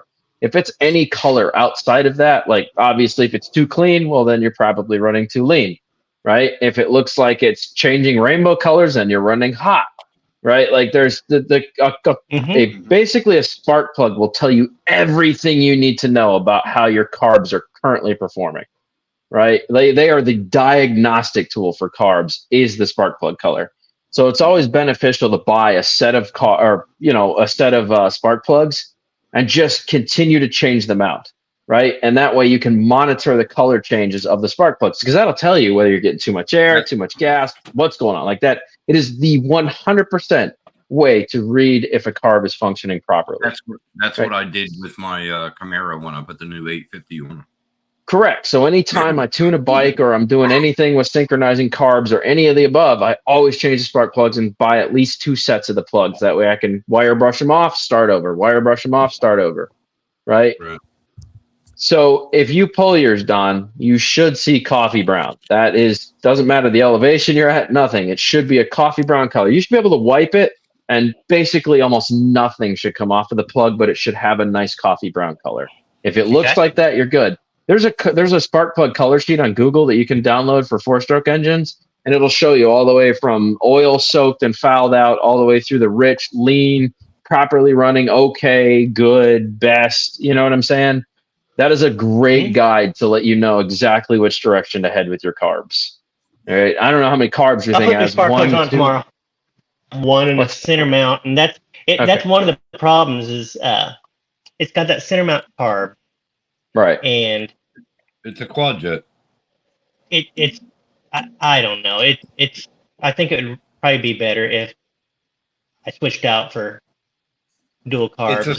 It's a center mounting carburetor, right? It's basically one carb doing two cylinders. How many cylinders? It's a quad. It's 4-cylinder. 4-cylinder. Okay, so it's one carb. Yeah. Okay. All right. Yeah. I've seen bikes like that set up, like 2- and 4-cylinder bikes set up with one carb. Yeah. And it's interesting how they run. Just remember, this engine is 50 years old. That's fine. He has the same motor that I had. It's still gonna be sucking the same air and making explosions. So I'm assuming that it's a tappet valve engine, right? You just got basic tappets on it. Mm-hmm. Is that correct? Yeah. Okay. So if they're tappets, I just checked. Did you check them? Feeler gauge out? I just checked them just tonight, and I had one that was a little loose and one that was just slightly tight, but I went ahead and adjusted those back down. What is your intake set at? They're all set to 006. Okay, and then your exhaust? They're all set to 006. Mike, really? Yep. Interesting. I've never seen one. Normally, it's an offset. It's like a 0.004 for like intake, 0.005 for exhaust. VW was a little bit thinner in the mid 60s, and then 70s they were advising just go. Really? Huh. Yeah. So it's set according to the book. Did you replace the timing chain on that thing yet in the guides? It's it is a gear timing. Okay. Yeah, I don't know much about bug engines. It's gear timing off the cam. Gotcha. Okay. All right. Yeah. Well, that simplifies things. Pretty hard to get out of timing whack like that. Yeah. Well, I would say overall start with your spark plugs because, like I said, they're not going to lie to you. The spark plug's going to tell you everything you need to know about what the carbs are doing or what the carb itself is doing in general. I took it for probably a 15-mile trip the other day and back, and it's getting me down the road, everything like that. It's just on extended hills. I'll be cruising along 55. Let's just start. No, maybe let's go ahead and hit third. Okay, so you are dropping back. Yeah, I'm just okay. And it's not super steep. I'm in Missouri. It's not super steep hill. Do you notice massive power loss in the rest of the gear, or it's only just the one? In fact, third gear is my sweet gear. That's your pull gear, huh? Yeah. It first is just to get me moving. Second, it's okay, but third gets me. That's where most of my throw on my acceleration is. So it's what is it? Like a 4 to the floor rock crusher style? Is that what it is? What the gears? How many gears? It's stock. Right, but I'm saying how many gears? Yeah. 1 through it's 5. It's 4 gears. 4 speed. Okay, so yeah, it's 4 to the floor. It's 4 speed with reverse. Yeah, 4. Yeah. Right. Okay. All right. Yeah. So that doesn't. I'm gonna be honest with you, man. It doesn't sound too out of place. How many liters is the engine? This is an 1835. So looky there. So, yeah, that's exactly what I was talking about. The spark plug color chart. Yes, 100%. That's what we went off on mechanics class. Okay, so you can see it right there. Yeah, it shows the coffee brown color as being. And that's the thing. I need to find somebody who is a Volkswagen person to take it and tell me, maybe falling back on climbs is standard for this. So I was gonna say my truck, it's a 4-cylinder, right? It is 5-speed, but it's a 4-cylinder. It's 2.2 liter, right? And I'm gonna be honest with you, man. Basic hills, dude, 4th, 5th gear, it's a struggle to get to the top, man. I gotta drop it back. I gotta pop it down to 3rd, especially if I have like a 400-pound motorcycle in the back and just me. That's it. It struggles, man. It has a hard time getting up, and that's maybe I'm just paranoid about putting up to 4,000 RPM with this 50-year-old engine. I would agree. I'm over 50, and I know. Well, but you're also not made of the same tolerances. I know how shitty I'm put together. Well, yes. Well, I started out in better condition. I know how far I've fallen. The only thing I'd be worried. Here's the thing, and this is my outlook on old engines. I don't have an issue with them. The one thing you really got to stress, because the tolerances of the steel and stuff are going to always be there. They'll stretch over time from heat cycles and stuff, but they should stay intact as long as they don't rust out or anything. The concern that I have with older engines isn't so much the steel and the components that are operating, even the bearings, all that stuff should be fine. My concern is normally going to come back to gaskets and seals as being the issue, because once you get into that age, it's if you don't completely rebuild from ground up, man, you're asking for it. Yeah, there's only a few, and I've already taken to the engine. I bought the engine over in Kansas when the other one died, and the thing I've got concern about on old engines, especially these old engines, is the case. They get just wear, and it's aluminum and magnesium. Okay. Yeah. But He said, yeah. Interesting combo. You said you rebuilt the carb, right? I bought a new carb. You bought a brand new carb. Oh, wait, is it third party or official? It's a Weber. Okay. All right. I bought a replacement, exactly the one that came out of it. Gotcha. All right. Well, that makes sense. It's just the mixture. Maybe. I don't know. But Well, and then again, it a could- Weber didn't originally come on this. That engine was built with the Weber. You're talking about So somebody else rebuilt it. You're talking about the longest gear that it has, though. Technically, 4th Mhm. gear is the highway pull. That's the highway gear, right? Uh-huh. You're gonna definitely lose power to that, but you're also gonna use way more fuel consumption on that higher end gear or on that. That's why I'm concerned. I'm like, maybe because I'm running the original fuel pump as well. Right. It's a original mechanical fuel pump. Okay. And I'm thinking if I'm pulling and it's just wanting to suck some gas and it's not available, Yes. that can slow me down too. That I would have make an electric fuel pump. Yeah.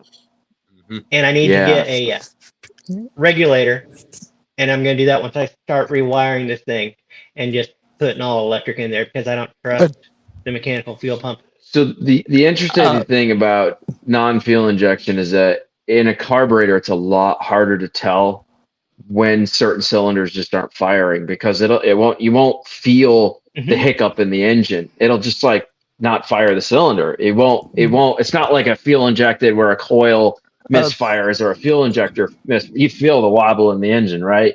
On carburetors, it's definitely not the same way.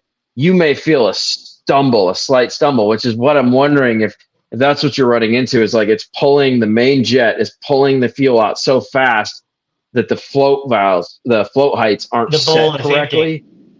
That's why I asked them. That's what I think is like it's emptying the bowl faster than it can fill it up. And that might be just float height. That might be float height, or it could be the fuel pump itself. That's why I asked them about if you checked the what you checked the what about fuel filter? When I put it in, I set the flow height to the what? Spec? Fuel filter. Fuel filter is clean. Okay. Yeah, so you set the float height to spec, right? Okay. All right. Yeah. Well, then at this point, this point, you've done the valves, you've changed the spark plugs, you've rebuilt the carb, you got a new carb, but you didn't rebuild it, you got a new one, you factory set it to all factory stats, and you're still finding 4th gear is running out of power on hills. It's either that way, just in general, or I would assess this as probably a fuel related issue. Yeah. I think you're right, Don. I think the route you're chasing is, Yep. And it's like I said, I'm not a mechanic. I just own a Volkswagen and I've been stumbling through this on my own. Do you think it's a transmission issue, Dan? I highly doubt it. I don't. You would know, man, because you would feel stuff in the trans, especially through the shifter. If they're like anybody that drives stick shift, if you grab a shifter, you can physically feel everything going on in the transmission in the shifter stick. It would if it doesn't feel different than the other gears, most likely you're having a problem. Transmission feels smooth. It's just that it's not pulling. Right. That's like I said, my 2.2 liter poor little truck just does that too, man. On hills, it's just a like I said, that might be just symptomatic of how this is. I don't know. Wait a minute. It's a 4-speed shift, right? It's a gearbox, not a transmission. The gearbox. Wait, it's a transaxle. Yeah, interesting. And I said exactly the same thing. I just wanted to make sure me and Dan were on the same page. Oh, fucking bullshit. Well, look, man, I'm a bike guy. I work on cars, but the principles are about the same, though. This thing is a like I said, it's not more complex than a lawnmower. You get into it, but it's like, okay, track down this little thing and one little thing, adjust another little thing, well, that affects another thing. And I'm thinking, and that's what I was saying earlier. It's like, I think I'm just going to, I'll keep playing and just doing slow little tweaks and stuff to it. I mean, you're always touching, but I think. What? Look, one guy that's a super serious. Are we still talking about my penis? Chris has put no usable comments in the comment section about what's going on. It's a valid point. Have what was I gonna ask? So no, I figure I'm just gonna keep just a little bit and keep on it until I get around to rewiring this. I'm planning on doing that this winter. And, Don, have you I'll be putting in have you electronic fuel pump. Yeah, well, that's a good idea, actually. Well, I don't trust the mechanical one. Sure, I wouldn't either. It's just that's because it's also running off that cam, and Right. it's just rubber gasket right above that cam. Mhm. That rubber gasket fails, I'm dropping gas right down into the middle of that engine. Yep. The rubber gasket will fail. It's 50 plus years old. It's going to fail at some point. Mm-hmm. I know so. Everything fails eventually. Andrew said so in his way. He was like, "And I know this, bitch." No. Yeah. This is from my NYT days, motherfucker. Because I watched Dad work on our 79 Triumph Spitfire. Huh. The fuel pumps in the back. What? And 79 Triumph Spitfire. Chris. Well, Don's not taking any different road than I would on that, honestly, because when you like even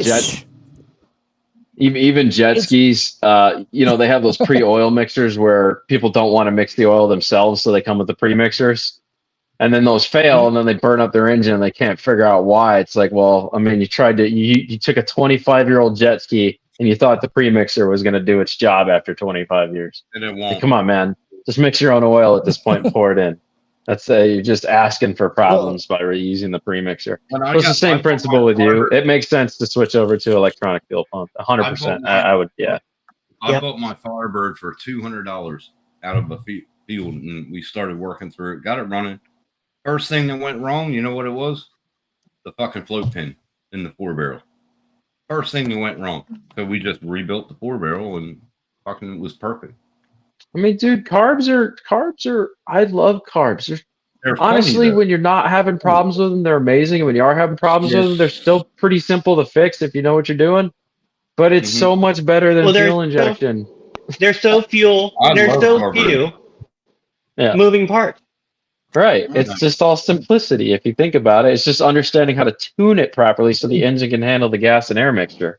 Once you get that down, fuck, man, those machines run awesome. Yep.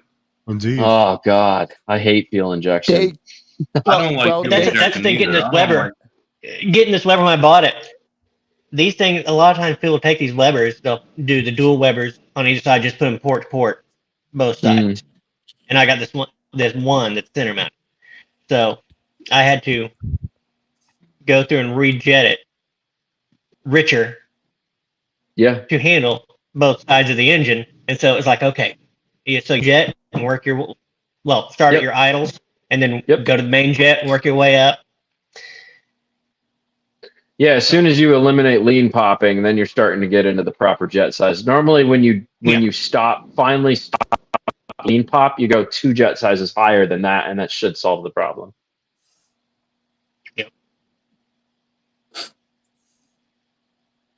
For those guys who don't know what lean popping is, it's when the engine's running completely lean. Yeah, it's when your carb is backfiring instead of your exhaust pipe. That's when it's spitting out of your carburetor.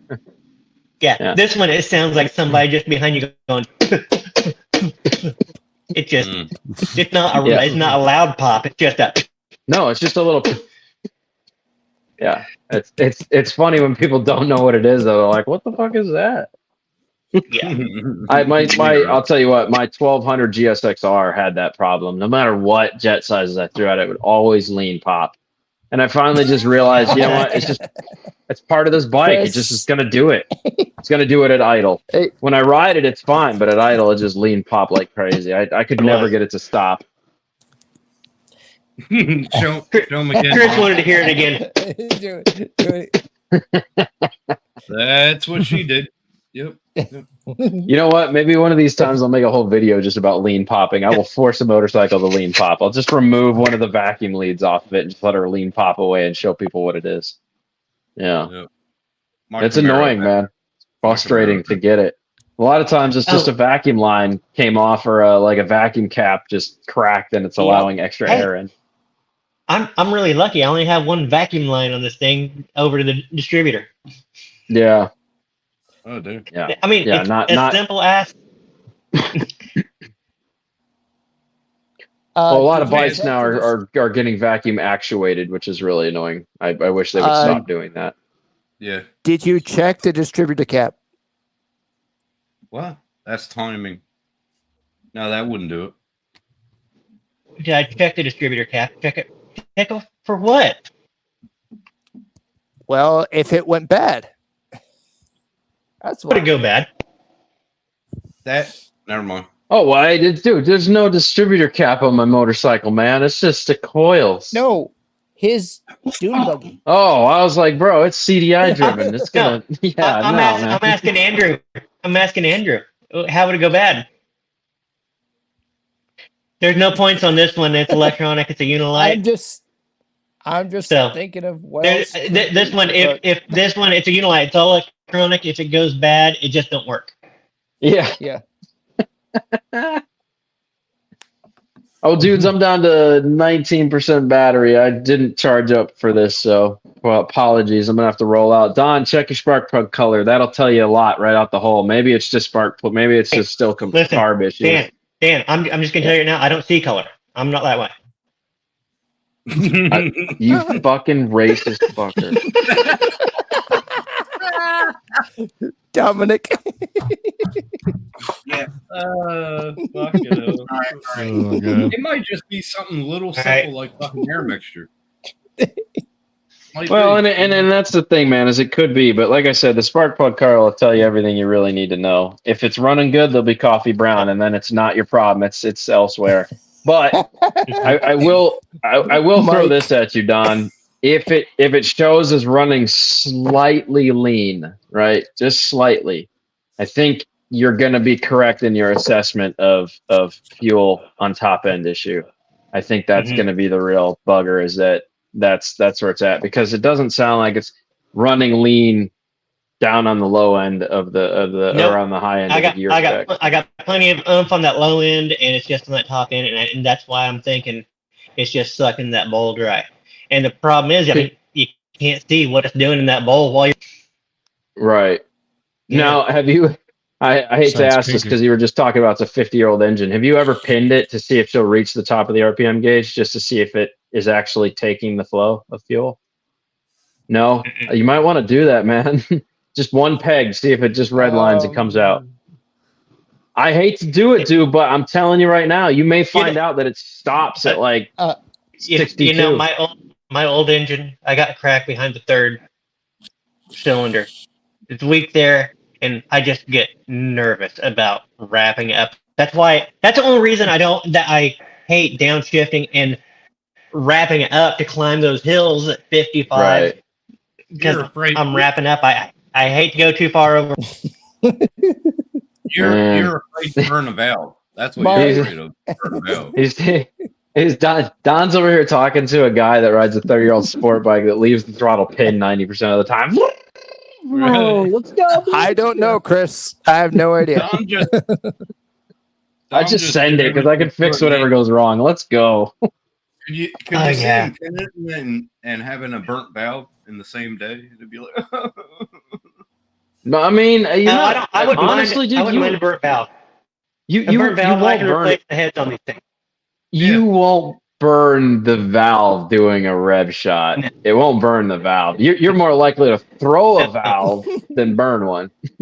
Yeah, I'm likely to Or go throw through a that rod. thin Or throw a wall rod. in that Yeah. case back behind the third.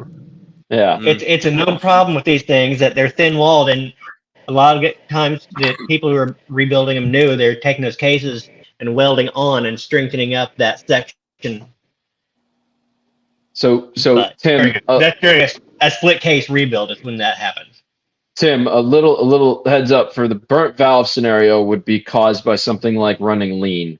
If you were running lean, that is a very surefire way for a burnt valve to happen, man. Quickly too. Like if you're not paying attention. The good thing about these engines is that everything's external. I mean, Fucking Chris. jugs in the heads. Yeah, I know. I'm watching this shit. You can do Right. that, Like, especially with the buggy.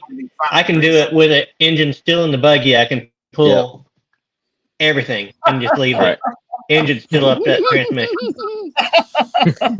Yeah, Chris. I'm outta here, man. That's what Tim does. Thanks, Dave. Hey, rigor mortis. All right, guys. I'll catch you on the flip. Later, Dan. All right, Doodles. Oh my fucking That's why God. I said the one guy that's been a professional mechanic for 20 plus years has not put one single suggestion in the diesel comments mechanic. for you. He's a It don't diesel matter, bro. mechanic. Yeah, I guarantee he could rip a car motor apart just as easy. Probably could, yeah. he's Come on, probably man. thinking that we were Chris knows his shit. going. He's probably thinking we were going through the right course of troubleshooting. Well, you're doing the process of elimination. That's the first thing you do with engines, actually. So there you go. Yeah. Yeah, he might be a diesel mechanic, but I guarantee you, Chris. I mean, I guarantee he knows gas engines too. Yeah. There's no way he doesn't. But a diesel is a lot different than a regular motor.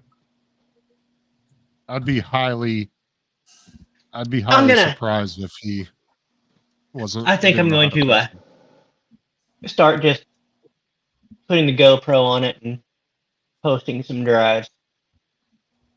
Yeah, let's just record what it sounds like. What you're talking about in high end. Oh, it doesn't sound any different. It's just You're bogging down. Yeah. I'm bugging out. So I'm not getting any real different sound. Just that it's not. You're not losing compression, are you? I mean, that wouldn't even. I don't know why I would have good compression on the low end and lose compression on the high end. Right. And I've already checked compression. That's why you ask a Volkswagen guy. Yeah. And I got a neighbor who he's got a dune buggy. Does he? Yeah. Nice. I might catch him one of these days Ask out and about. He him. wants to go for a drive. See, I had a 72 Californian Moke, and it seems like it's the same engine. I couldn't get that fucker running. I did everything to it. I couldn't get it running. Honestly, Donald's going to have to. Oh, then it doesn't sound like the same engine.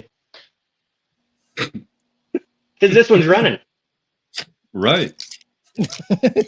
All I'm saying What's is, if funny I is broke down, I sold it for $2,000. all I'm saying is, if I broke down. Oh, go ahead. Yeah, there's several VW. Yeah, I've joined a VW Facebook group that's so they just start asking questions. Well, what I'm saying is, I would have enough faith in Chris that if we broke down in the middle of the desert, 100 miles away from anything, he'd be able to give it to me straight. We're either fucked or he's going to fix it. I would have faith in Tim. That if Tim and I were out 100 miles out in the desert and we broke down, I guarantee he would be able to suck off a truck station. You're a dickhead. I would backyard mechanic at that cunt. I swear to God, I'll fucking do something to it to get it running. That's what backyard mechanics are best for, Don. You can fucking get it running no matter what. I'm It just won't saying last if- long, but it'll get you home. I'm just saying, if called Chris MacGyver. told me, I'm just saying, if Chris told me, you know, we're going to die, I would trust that I would have to make peace with that at that point. Yeah. Yes, Chris, I did check the coolant level in my VW.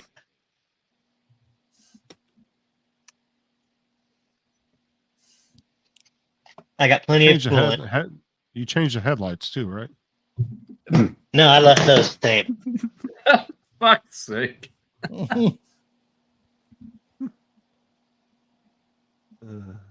But Tim likes to play MacGyver.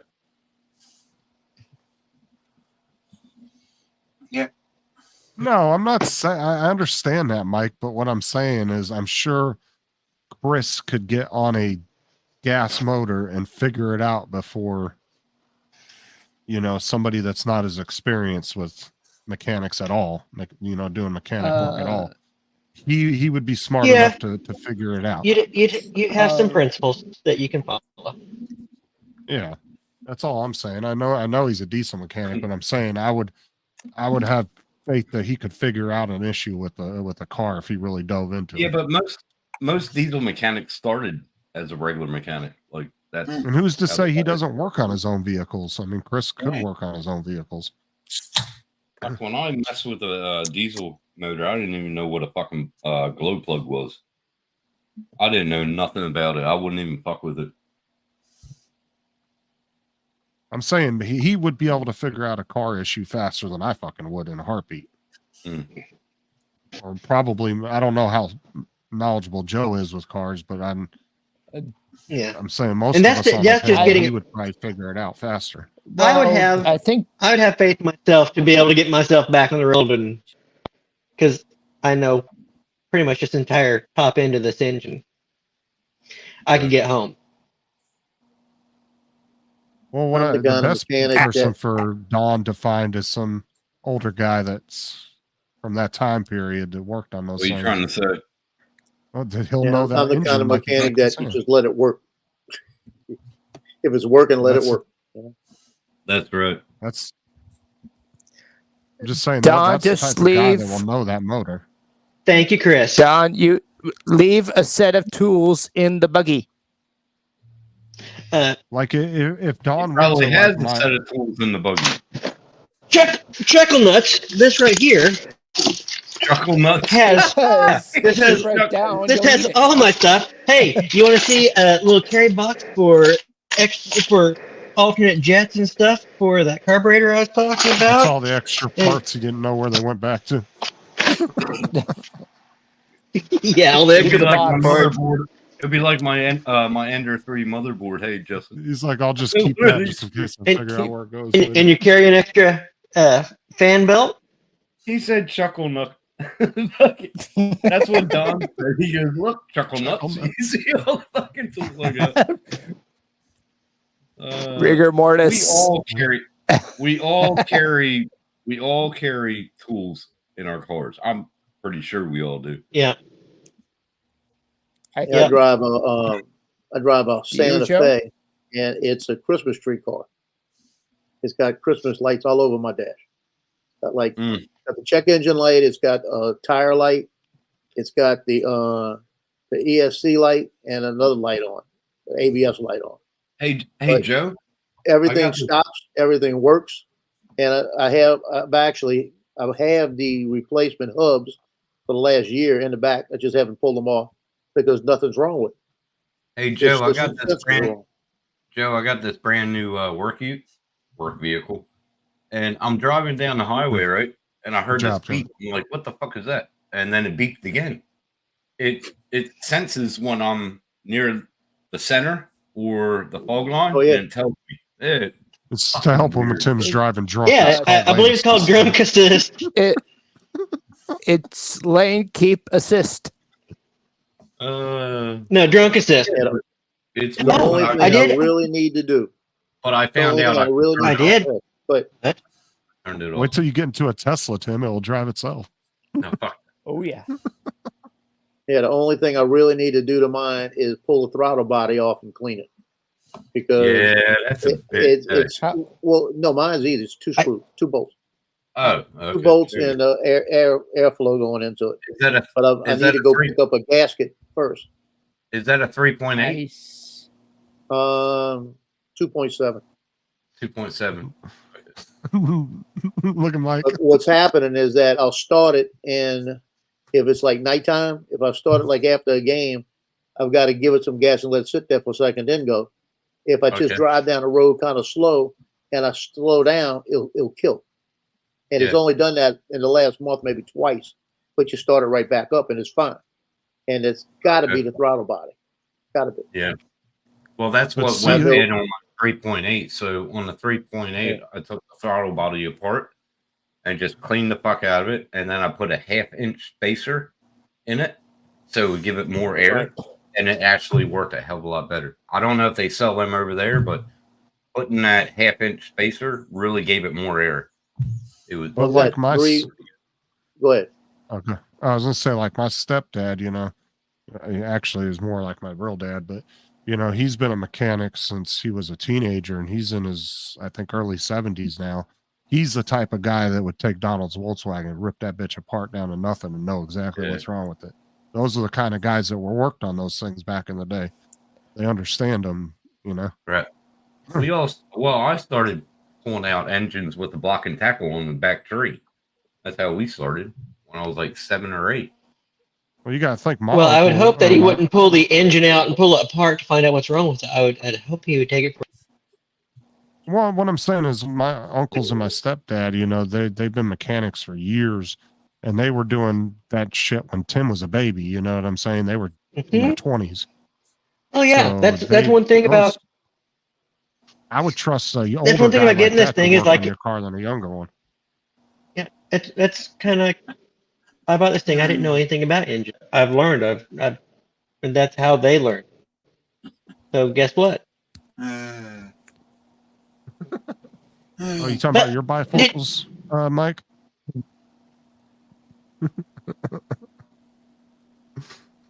Yeah.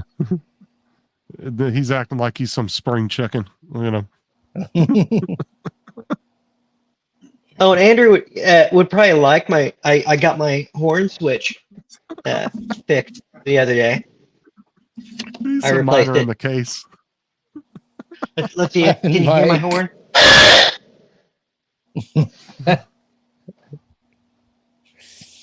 I heard it. No, but I'm saying an older engine like that, I would probably trust one of those older guys would fix it a lot and know what's wrong with it versus somebody that's younger. I don't. You know, like I don't like trust them other than me, but I don't have one of them. Well, start yourself a little VW club around there. I'm sure you'll find guys that probably have them that you just haven't met yet. I got my neighbor. He's got one, but he didn't like his was leaking a little bit of oil, so he did pull the engine out, but then he bought a brand new engine and a brand new transmission for it. So he spent more on the engine and transmission than I did for this entire bug. I'm not sure. You saved your. You can buy a brand new Volkswagen engine from that time Rebuilt, period? yeah. Oh, Yeah, it's just they'll take them. rebuilt. Yeah, it's a complete rebuild.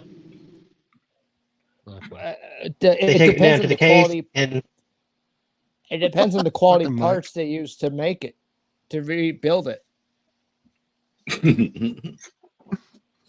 that always does depend on the quality of parts they use to build it. Yeah, that's what you need to do. Start your little Facebook group. I'm sure you'll find some guys within a 50-mile radius of you. Yeah, there you go. Rigor mortis. I like how Mike's saying no offense to Dom, and he's only like a couple years older than Mike. Do you see Rigor's coming?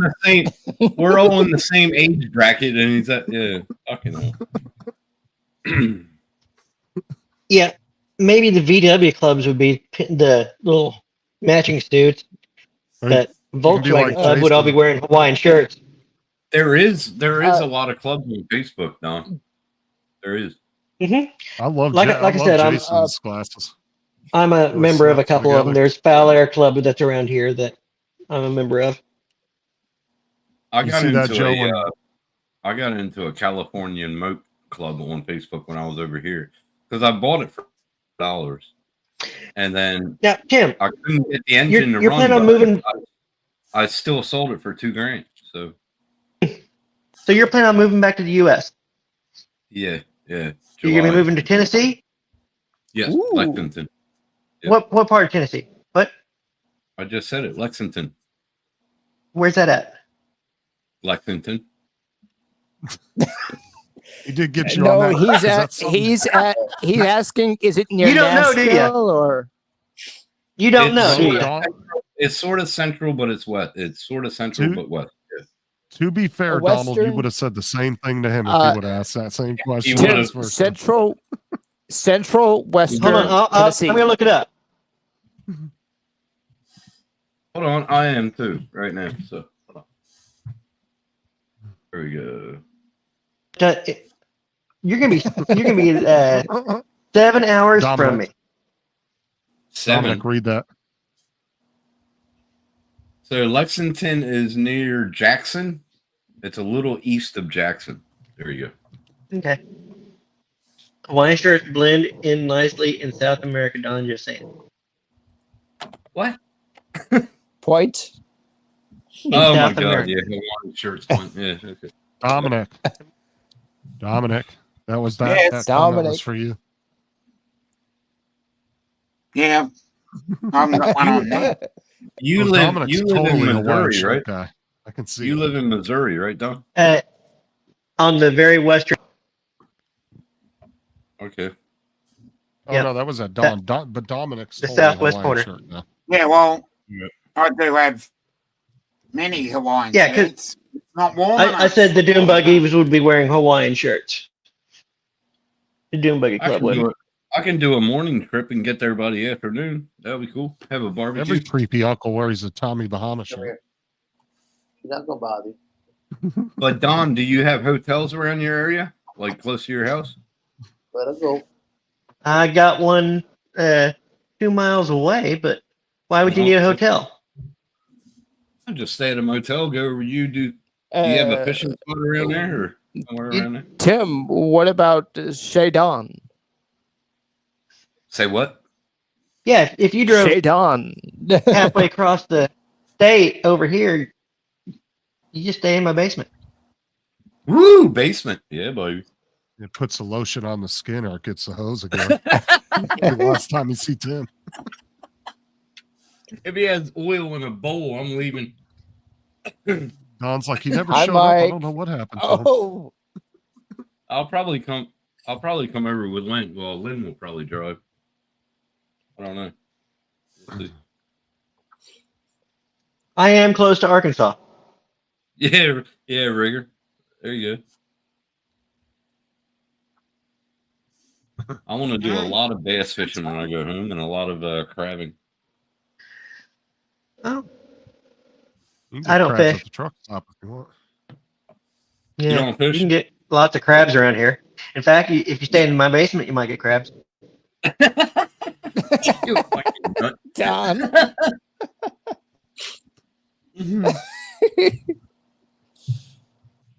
You can do if Lynn. Oh, But Lynn, but if you stay in my basement, if you stay in my basement, you can't come in the front door. You gotta come in the back door. Hmm? Yeah, I am not commenting. You prick. You'll have to do that meatloaf. You'll have to smoke a meatloaf. Well, so- right off the because cliff, Lynn, Joe. because Lynn, Oh, I'm telling you. Lynn never had a smoked meatloaf. She never had a smoked meatloaf, so that would be pretty Nope. cool for her. Wait, who never had a smoke? Never had one either. Lynn, she never had a smoked Oh. meatloaf. Mm. Because I asked her, and she goes, "No, I never." you know how to did make- that." They smoke meatloaf now. So Ah, yeah, beautiful. I'll never do it another way again. I guarantee. Never. that's what I tell people. I'm like, once you have a smoked meatloaf, you'll never have it another way. Never do it Like I again. said, I make up. When we make it, we make 4 of them. Oh, Yeah. We'll have one that's how that you week, get 'em but in we the vacuum basement, seal the Mama. rest of them. That's what you told me. You vacuum seal and then you boil it when you want to. Yeah, throw Yeah. it in the freezer, and then when we're ready to heat it up. My brother has started making them in and I'm going to try this. Just get a muffin pan. That way he can Yeah. just thaw out a single serving of meatloaf, and he says it's crusty all the way around. It's the crisp In a outer meatloaf. burnt edge all the way. I got a meatloaf pan. I got 2 meatloaf pans. Like No, a loaf pan. I'm talking about muffin pans. He uses like muffin the pans, so muffin. Oh yeah. so it's a small single size, and you know the outside of the meatloaf is the best part. Yeah. So every serving has that crusty outside. Oh, that would be bomb. So, Donald, You know, my that's how next you something put about- him into the basement. Put a my meatloaf next at the bottom of meatloaf- the stairs. The next meatloaf I smoke, I'm going to wrap in bacon. Mm, Mm. I'm doing that. That's the That next sounds one I make. tasty. make it. Bacon is good on any damn thing. Dude, Yum. I like bacon wrapped in bacon. Yeah. Rig mortis, yeah, smoked meatloaf is the best. Have you ever had wrapped wrapped scallops. Seafood. Oh. Wrapped scallops. You wrap Yeah. them around, put a toothpick in them, put it on the Barbie. Oh, Yeah. Let's just say, Rigger. Tim Gramp loved my grandfather loved those. Now, You know, now, Donald, sitting in the chat mocking us for talking about cooking. I'm for cooking, but no, that just no. means Now, you don't know to how to be cook. fair, Donald did recommend the smoked meatloaf, and Matt and Tim both did it, and they've loved it. yeah, I love it. I won't do it any other way. But like I said, the next one I do, I'm going to wrap it in bacon. Not wrap it, but you know what I mean. Put bacon on the top of it. Don't use turkey bacon. No, not turkey bacon. No. That's not. He means real bacon. Band-Aids. He means real bacon. It's like chewing Band-Aids. I'm Yeah, gonna say it is. sorry to cut across It you is, guys, yeah. but I'm gonna head out. So I might eat turkey bacon All right, wrapped Dom. in regular bacon. Night, Dominic. Later, Dom. I'm gonna Take care, Later, bud. Dom. So I'm gonna roll. You got heaps to do. Night down. Very good. Now, we were talking about bacon. Now he's going to eat. Yeah, he's Must like, be chilly. I'm gonna go get me a bacon. More bacon Now, for Joe. I might be able to eat turkey bacon if you wrap it in regular bacon. No Then way. I might be able Actually, to I'll be honest. It's not as bad as it sounds. Really? I've And had it. I don't like it. it has a good taste, but it's like chewing like cardboard. No, It's I got a couldn't eat. cardboard texture Have you to it. ever had But it's salmon got the jerky? bacon taste. Yes, I had salmon jerky. Yes. Salmon jerky is like it sounds weird, but it's pretty good. Yep. It tastes like smoked salmon, but it's just a little tougher. It is. Venison It is tough. venison jerky is pretty good, but it's tough. Well, it depends But on that's how what makes thinly it sliced. good. It depends on how thinly sliced it is with venison jerky. It depends on that. But it's pretty good. I had venison jerky too. Try it, Rigger. You should try it though at least once. You might Listen, like it. you need to try it. Make it just like you would a regular meatloaf, but then put it on your grill and smoke it. Well, like how you do would do you wrap it in tinfoil or do you put it on? No. Nope. You just put it on the grill itself. Yes. Put it on the grill. And Now, what temperature? I would you usually like put a it little bit of tinfoil down first and set it on the grill no. so it doesn't Yeah. actually sink into the grill marks, but or down to in the grate. But then you go like you would smoke anything, at around 250 for how long? until you get to your internal temperature. That So you get to what is the internal temperature on meatloaf? 165. Okay. 65 Celsius over here. So what's that? 65 Alexa, Celsius. what's 65 Celsius? 65 degrees Celsius is 149 degrees Says Fahrenheit. 149. Nope, that's too cold. 149 is a little cold. Yeah, a little bit higher. Than, 165 Right, here. a little bit higher than. 165. Yep. But yeah, cook it. But you can just tell like when you it's done. would a regular meatloaf.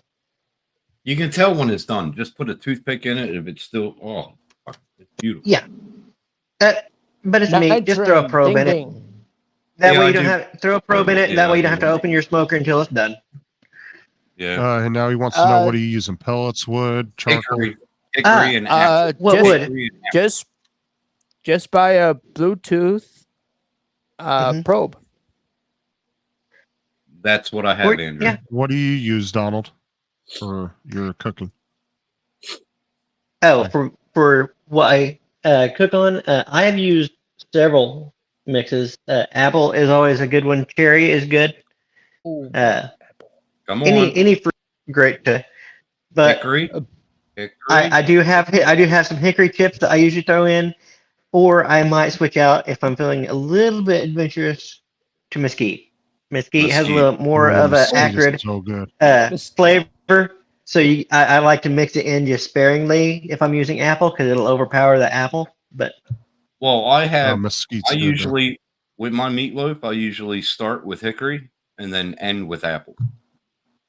So it looks like Rigger's got apple. Oh, it's beautiful. Yeah. I use apple to smoke pork to make pulled pork. yeah, do a pork butt or a shoulder. Yep. Yeah. Pork butt. Yeah. Yeah. Pork butt. Yep. Do you usually do the butt or the picnic cut? The butt. Oh, look at that. He smoked salmon with apple. Fucking beautiful. That would be beautiful. Oh. Well, now, yeah, there you go, Mike. Fucking just take limbs off of your apple tree and make shards out of it. Yeah. Dry it out. Oh, my parents had a cherry tree that split in half. They had cut it down. That had big, huge branches and part of a trunk. And I chopped that up, and I had that cherry wood that I used for years. And it's like I used it just grab a big old chunk. I was just wasting it, and then until my stash started getting down, I kept it down here in the basement. And I'd come down here and start getting lower and lower, and it's like, oh, maybe I better chop that in half and start using it sparingly. And my buddy works for a tree service, and one day he knocks on my cottage, and he goes, "I got something for you." Well, they cut down a mango tree, and he chopped it up in pieces like that. And he goes, "Let this dry out." And he put it underneath the tarp. And me and my neighbor and another neighbor used it this year to smoke. And mango is pretty damn good to smoke with. Pretty damn good. You do pulled pork with the loin? He soaks it in root beer. Yeah, but he's making it with the loin. I never did it with no. I did it with the butt. Is that not? That's like a roast. I'm just wondering how it would dry out. Yeah, the loin is much leaner. I mean, the shoulder puts up with it because it's got all that connective tissue in it. Right. Longer cooking process. It's got all that fat content in it. Yeah, whole loin works awesome. Really? I never heard of that. Interesting. Yeah, it is loads of fat. That's what yeah. So you don't trim it? Okay. Any of you guys can do that too, by the way. If there's too much fat, trim some of the fat off.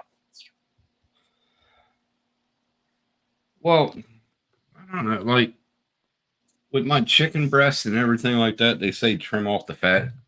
I don't trim it all off because I do when I do fried chicken strips. I try to trim off the fat.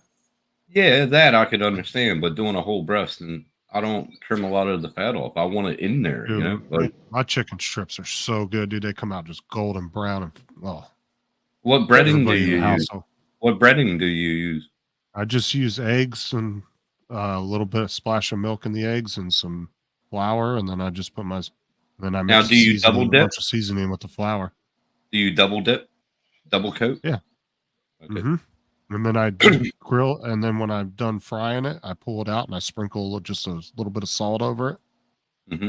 And perfect, dude. It comes out perfect every time. Nice and tender in the inside, juicy, not overcooked. Breading's perfectly golden brown. Take care of Mike and Rigger. My kids always beg me to make it all the time. Yeah. Now, with my chicken strips, I usually have them with ranch dressing. What do you dip them in? Later, Rigger. I dip them in ranch. I usually do buffalo sauce, just whatever I'm feeling. Ranch. I might do barbecue sauce one night. Yeah. Honey mustard. Blue cheese. What? Blue cheese. Blue cheese.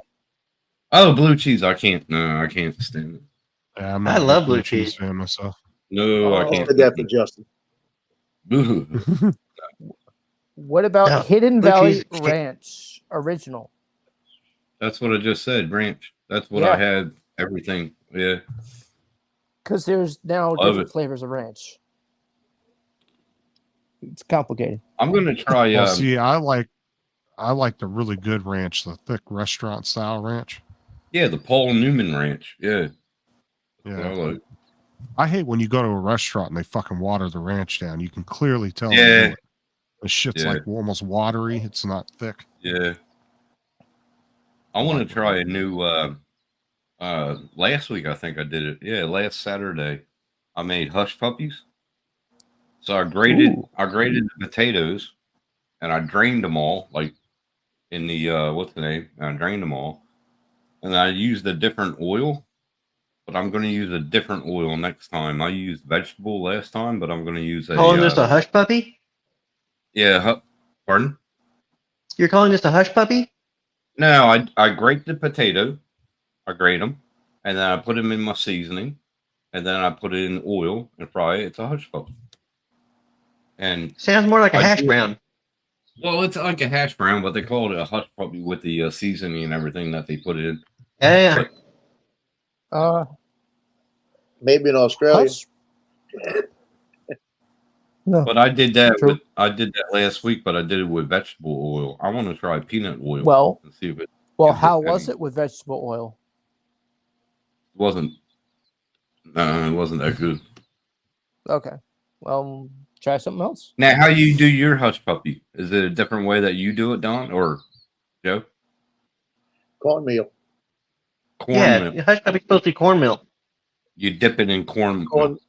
You got cornmeal. It's a ball of cornmeal and maybe diced onions in it and your seasonings and stuff like that. A little seasoning. Okay. Yeah. Well, then That's mine was sort of more like a fritter then. Anyway, or a potato patty. I don't know. But they taste. I've had hush puppies filled with corned beef, the sauce for the Reuben, and cheese. I had hush puppy with potatoes and cheese. You did not have a hush puppy that was full of corned beef. But that's not a hush puppy. I don't know what it is, but it's not a hush puppy. Well, they called it a flavor of hush puppy. That's what they call it. Not with corned beef. It was a Reuben. It was a Reuben hush puppy. I'll call it that. Oh, there you go. There you go. That'd be more like it. It was delicious. Then what I made was a potato fritter. There you go, Don. Joe. Okay. Potato fritter. I did good. I'll accept that. Okay. I'll accept it. Justin. I'll get a hush puppy recipe. I will allow that. I'll get a hush puppy recipe. I want originally. I don't know. It seems like every time I'm online talking about food, I'm talking about making biscuits and gravy, and I haven't made that for a while. I think I'm going to be doing that coming up soon. I haven't made that in like a year.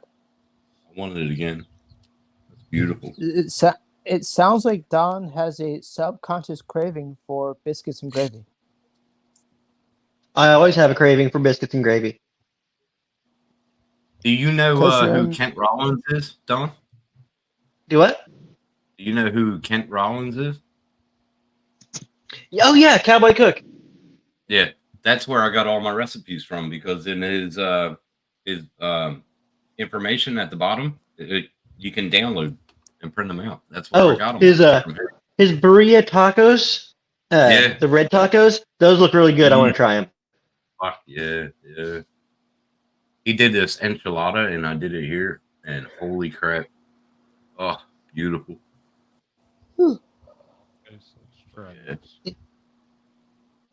Kent Rollins is where I got. Do you ever watch? He's good. Do you ever watch Food Wishes? No. Food Wishes. Might have. I'm not sure. I watch a guy that Joe might know. Hold on.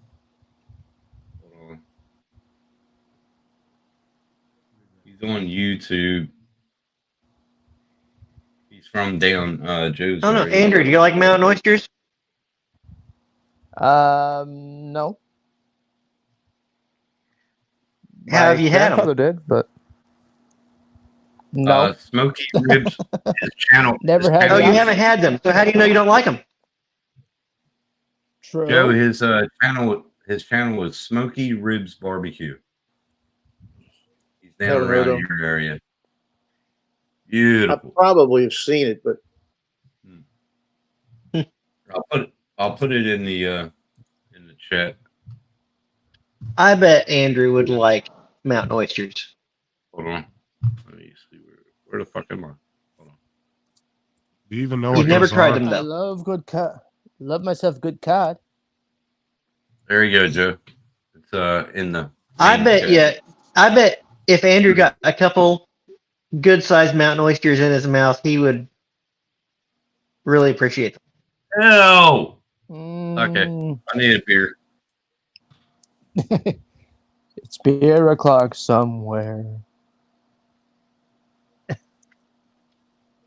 I mean, anytime you cook up mountain oysters, you're going to have a ball. Andrew, do you have any idea what those are? Oysters? I just Obviously. heard. I have been to many places Andrew that thinks have had. mountain oysters are oysters. That's nuts. It's buffalo balls, you steer balls. Fucking ugh. I honestly have been to many places that even have Rocky Mountain oysters. So, Andrew, they are testicles. oh, I wonder if he's ever I ate them and know. didn't realize it. Oh, He's like, yeah, I'll try and- some of those oysters. Yeah, look around. You can. lightly fried calamari, delicious. That's about the texture of that's Rocky Mountain oysters. calamari is squid. Yes. Beautiful. I love it. With a little aioli sauce. Yes. Beautiful. So have you ever seen that show, that YouTube channel, Joe? I saw it a couple times. Yeah, he's went pretty look at good at it. He's pretty good. It makes me hungry. Oh, he does, man. When he does, So, when it's seafood bowl. Oh, so now does Joe want a late night snack? No, not tonight. you never saw his pictures, hey, Andrew? Who's? He hungry every time he sends them to me. Holy crap! Chris is having Beautiful fun with the dad jokes. Now, how do you do that? Do an explanation. Just exactly like Chris put it. Exclamation point, Dad. No spaces. You can do it you can do it every 5 seconds.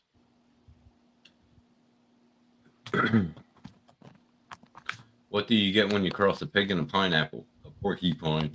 I'm gonna add some more stuff. I had one for Chuck Norris jokes, but it's not fucking working. So I'm gonna go back. That's why it and, keeps on. Hey, here's a question, Don. Instead of making the meatloaf, smoking the meatloaf with bacon on it, because we don't have bacon like back home. What about prosciutto? Be the same, wouldn't it? Well, it is the same, but I'm saying, how do you think that would taste? Well, prosciutto's been Oh my God. hung and aged, right? Right.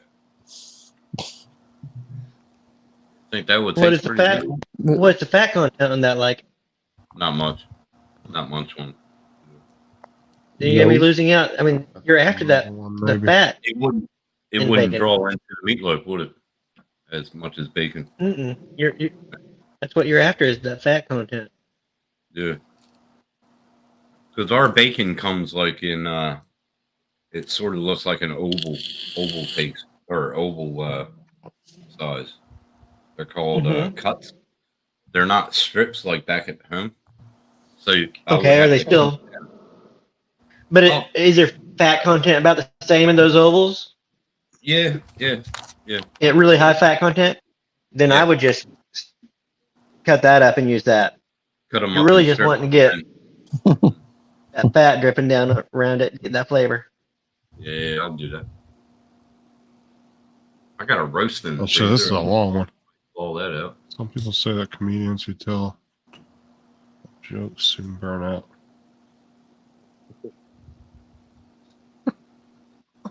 Oh my God. They don't know what. On that that note, on that note, I'm going to sign off because since I didn't All right, work Joe. tonight, I can get in bed a couple hours early. Hey, there I you go. appreciate you coming in, man. Oh, I Yeah. appreciate Night, being in. Joe. You know, I tried to get Hey, on. Joe. I want to tell you, I tried to get on Paul's. I think it was yesterday. It was asking me for another password. Okay, next time it does that, just ask us and we'll put it in the chat for you. It does that sometimes. Well, I'll ask you next time because it did that last time. Yeah, Yep. we'll let Okay. you know. All Okay. right, All right, take care, Joe. I'm gonna Be go safe. get some rest later. Take care, Good man. night. later. Well, things are probably winding down because I've got my headphone in here. Keeps me low. Power off. Turn off. So now. I just heard that. It said power up. Yeah, I'm gonna jump off too because it's already 12 o'clock. I'm gonna go get some rest. All right, man. It's like 2 o'clock All here. right. I'm gonna watch a movie and shit and Yeah. chill out. Okay. Yeah, that's what I'm gonna do. I'm gonna watch a movie and lay down in the bed for a little bit. Yeah. All right, bro. Good night, Take care of yourself. Don. Take Can care, you hear us, everybody. Don? Yeah, I can hear you. Yeah, you can hear you. All right, good night, guys. All right. Take care, everybody. Be safe. Good night. See ya. All right, everybody in the chat. We will see you guys again tomorrow at 8 p.m. Eastern. And we'll see you guys again next time. Nice headphone.